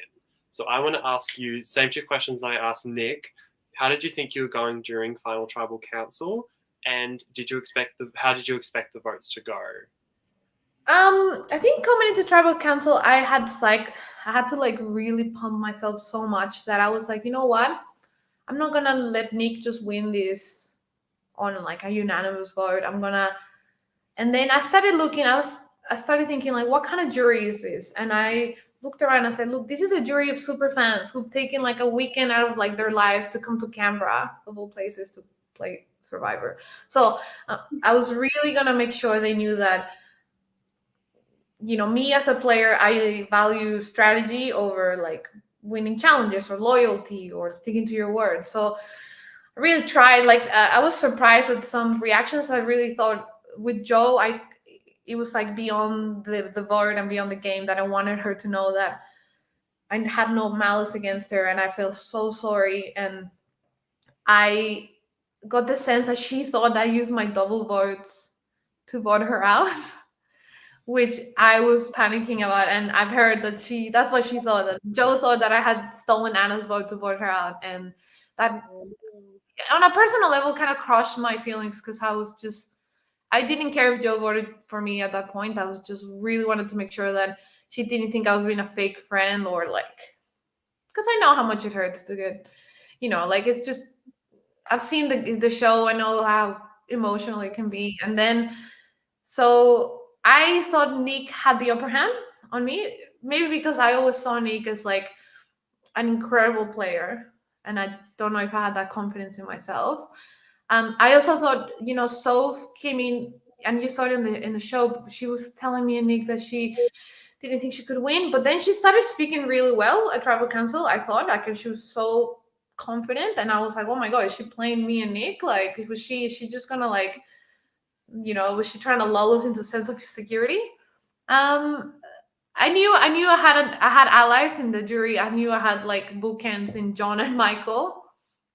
And I think I was lucky again that I had those two really strong advocates for me. And I think Nick said it, like, I think Malcolm for me was the really key vote that I think I really won. And I understood what Michael needed from me, and like, he's such a game, and he respects hustle and strategy, and like, and I think I understood what Michael needed, but for example, I didn't understand what Mel needed from me. She needed me to look at her, for example. I was just so nervous. And someone like Anna, I feel like really, I mean, for me, Anna, as soon as I met her at the marriage, I was obsessed with her. She would have been a person that as soon as I would have met her, I would have like ride or die with her, because I saw Anna as me 10 years younger. She was like, I don't know, I would have been the 20-year-old who gets on the bus for 8 hours and goes to Canberra as well. Just, Anna was someone that I felt good about, like that she would vote for me. So I don't know. You never want to think you're gonna win because it's really disappointed, but you also don't want to like discredit yourself because you need to, back yourself up. If you want to win, you need to like. If no one's gonna vote for you if you don't believe that you can win. Yeah. I think the way you address the jury as well individually for like each of the questions as well was what got you across the line too. Yeah, I mean, and honestly, I've listened to a lot of Survivor podcasts and I've seen, hours and hours and hours of this US and Australian Survivor to know that that's a strategy that a lot of winners do. And I did make sure I made every single part of member of the jury feel like they were part of the story of the season, and that the winner of the season represents the season, I think. And I think everybody wants to feel like whoever wins kind of validates how they played. So for example, I think someone like James, I'm not surprised he voted for Nick, because I think for James, he saw himself as someone who maybe could have been that strong player who like wins the immunities against it to the end. So I'm not surprised that he saw Nick, because he's like, it could have been me. And I feel like someone like Anna maybe saw her, or maybe even Michael, who played pretty much identical game, very close to me. Yeah, I'm not surprised he was like, Mar played like me, so it kind of validates my everything I did in the game. Yeah. Definitely agree with that sentiment. I do think that's how juries vote, and you were very smart to capitalize on that, especially with Malcolm in particular. Like all those swing votes, I think you just managed to do enough to pull them across to you, so that's what got you the win.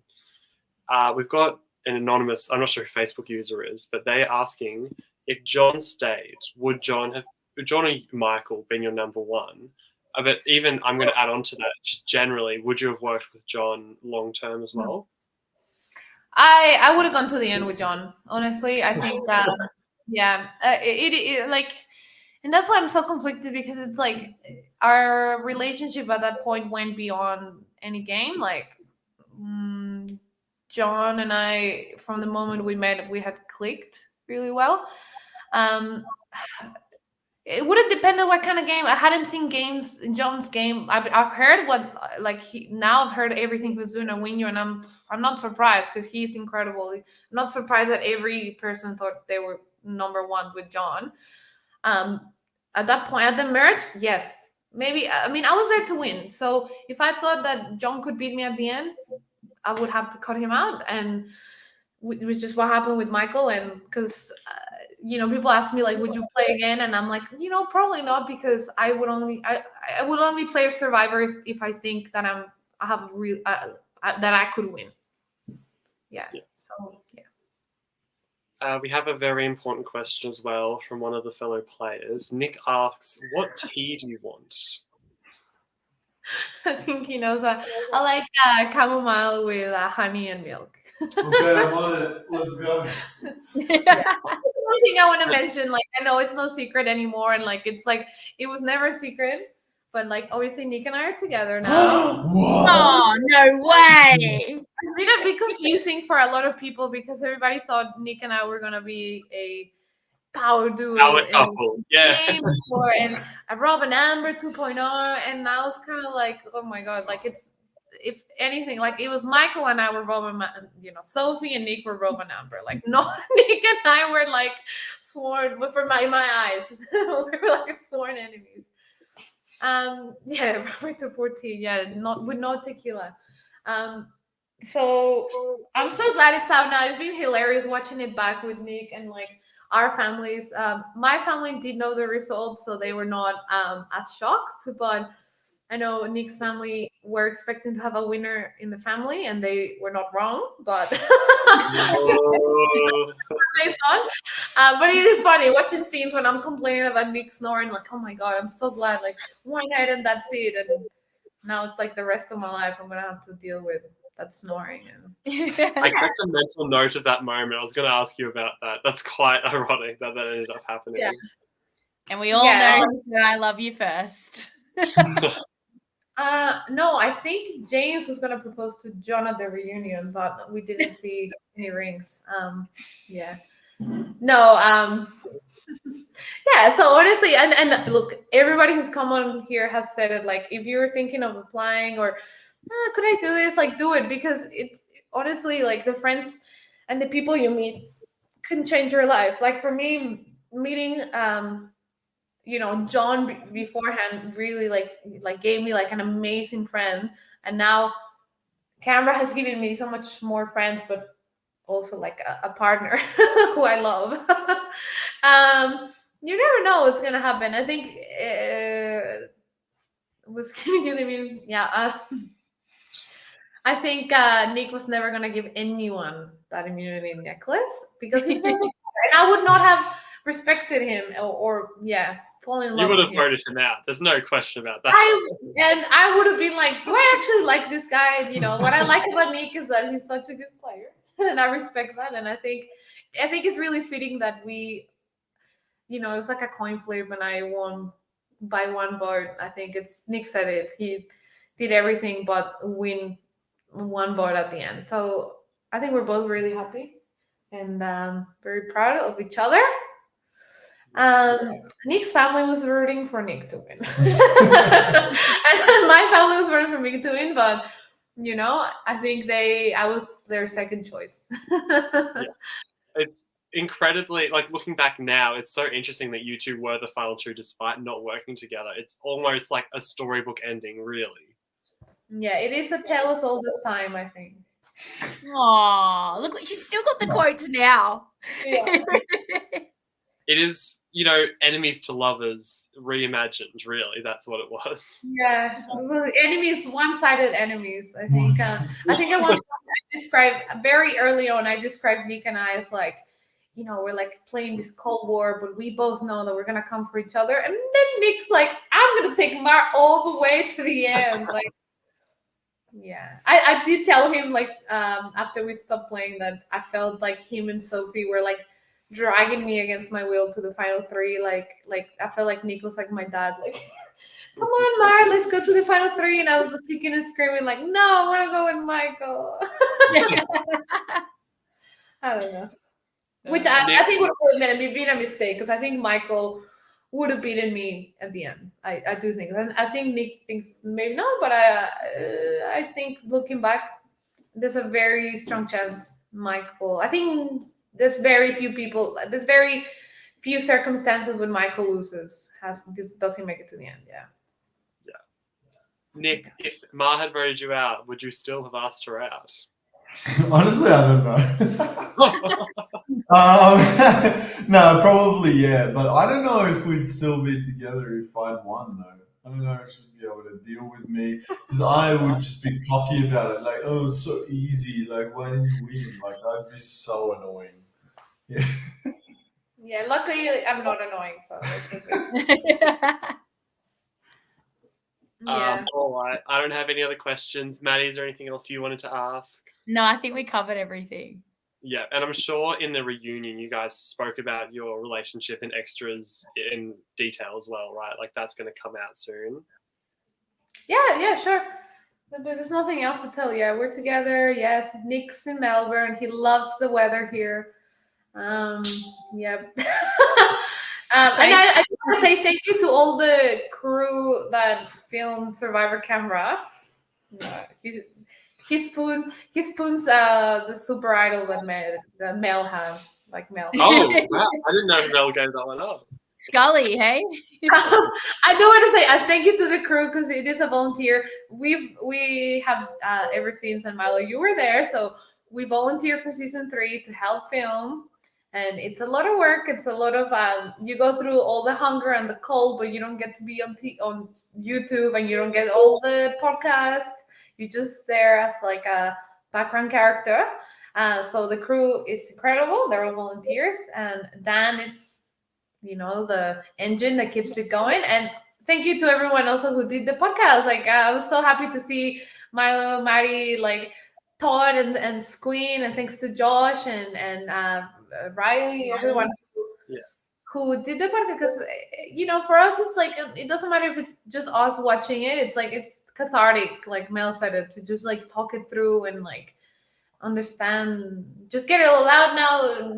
Nick and I were saying we're kind of glad this is all over. Now we can, like leave our partnership, beyond Survivor Canberra, which has been a really cool time. But now we're like ready to like, see what comes next. And yeah, it's who knew a weekend away could be so life-changing. And thanks to our families as well, because they've been like watching it, and like especially my family, they like Survivor, but they're really not that into it. And like, my family in Mexico has been watching with subtitles and trying to follow along, and no one has met Nick yet because we haven't, but they have been able to meet him through Survivor. Yeah. That's lovely. Thank you for the shout out to us and also the crew as well. However, I do think it is fitting before we go that you ended out, Mar, on like, I don't know, some sort of excellent quote if you have one. Yeah, we want a good one. Yeah, give us like a final thought on your behalf. I did think, it was interesting that James called himself the Orca all season long. He didn't realize that his natural predator, the Mexican wave, was coming. What a quote. Oh my gosh. Thank you so much, Mar, and also you as well, Nick, for being part of the season and being here tonight. We loved you so much, and I'm sure me and Maddie will speak to you in the future as well, but also I'm sure we'll see you somewhere else as well. Oh, thank you guys. You're the best. Thank you, Thank guys. you for coming on. Bye. Oh, what a season. That was such a good season. Okay, I have several thoughts, but you quickly wrap up your thoughts on the season. Did you love it? Did you love it, or did you just love it, love it? What do you think? No, I love it, loved it. It was really good. Just like I said before, the step up from season 1 has been amazing. Just the characters, like this season, like I've loved all the characters season 1 and season 2. But yeah, it was just great to see like the rivalries, and then just see like all the alliances forming and who was with who, and like it was great. I love the Anna and Mel a lot. Like it wasn't even an alliance really, was it? But I loved that. I loved seeing like when you just keep trying, and like it was just great. I really did love watching, and yeah, it's been great podcasting on it as well. Yes. I completely agree. This cast was phenomenal. Everyone brought something. Even Sam, I thought, was quite entertaining as someone who didn't know the season Survivor too well. I really enjoyed how people played. I also enjoyed it from a production level because it was indeed a step up from season 1. And season 1 was not bad, but season 2, not at all. But shinier, more beautiful. The camera work, the editing, all the above. It was just top notch, to the point where I'm going to say potentially a bold statement. I preferred it more than US Survivor. Like, US Survivor is airing right now. I enjoyed watching this substantially more as a TV product than I did US Survivor. Like, it's that level. Yeah. It's just good to see people that are just everyday people and that go out there and give it a real red hot crack. So, and just even like the moments that we've had, like, Ma referring like to her little comments as like, the Mexican wave, and then we've got James who's like, I'm the Orca, and we've got Mel that's got Scully, her little idol. Like it's just been great. Like there's been so many memorable moments. Oh, Mars popping in and just saying cringe. Okay. No, definitely. Empress from the Sky, all that kind of stuff. Every player brought something, and this season as a whole is going to be hard to top. Yes, in case anyone was wondering, season 3 is filmed, ready to, not air. It's not ready to air yet, but it will air sometime in the next year, I believe. So keep your eyes out for that one. You might see some familiar faces potentially. And like I said, why not apply for season 4 as that's coming out shortly, applications. So keep an eye out for that one as well. Maddie, if people do want to speak to you, because this podcast is the final one for the season, can they contact you on Instagram? Is there any preferred way? Of course they can. Of course they can. I'm like, I feel very special right now. Yes, they sure can. So if you want to contact me, B_Madison. What about you, Mylo? If you want to contact me, Instagram or Facebook would work as well. I'm going to do a tiny bit of a self-plug here, though. fun fact, I'm actually on the Chase Australia next week, Wednesday night. If you guys want to check out that at 5 p.m, Wednesday, the 19th of April. Yes, true story. Oh, we'll be cheering for you. Yes, thank you. So if you want to check that out, check on Prime 7. If you need help doing that, just message me one-on-one.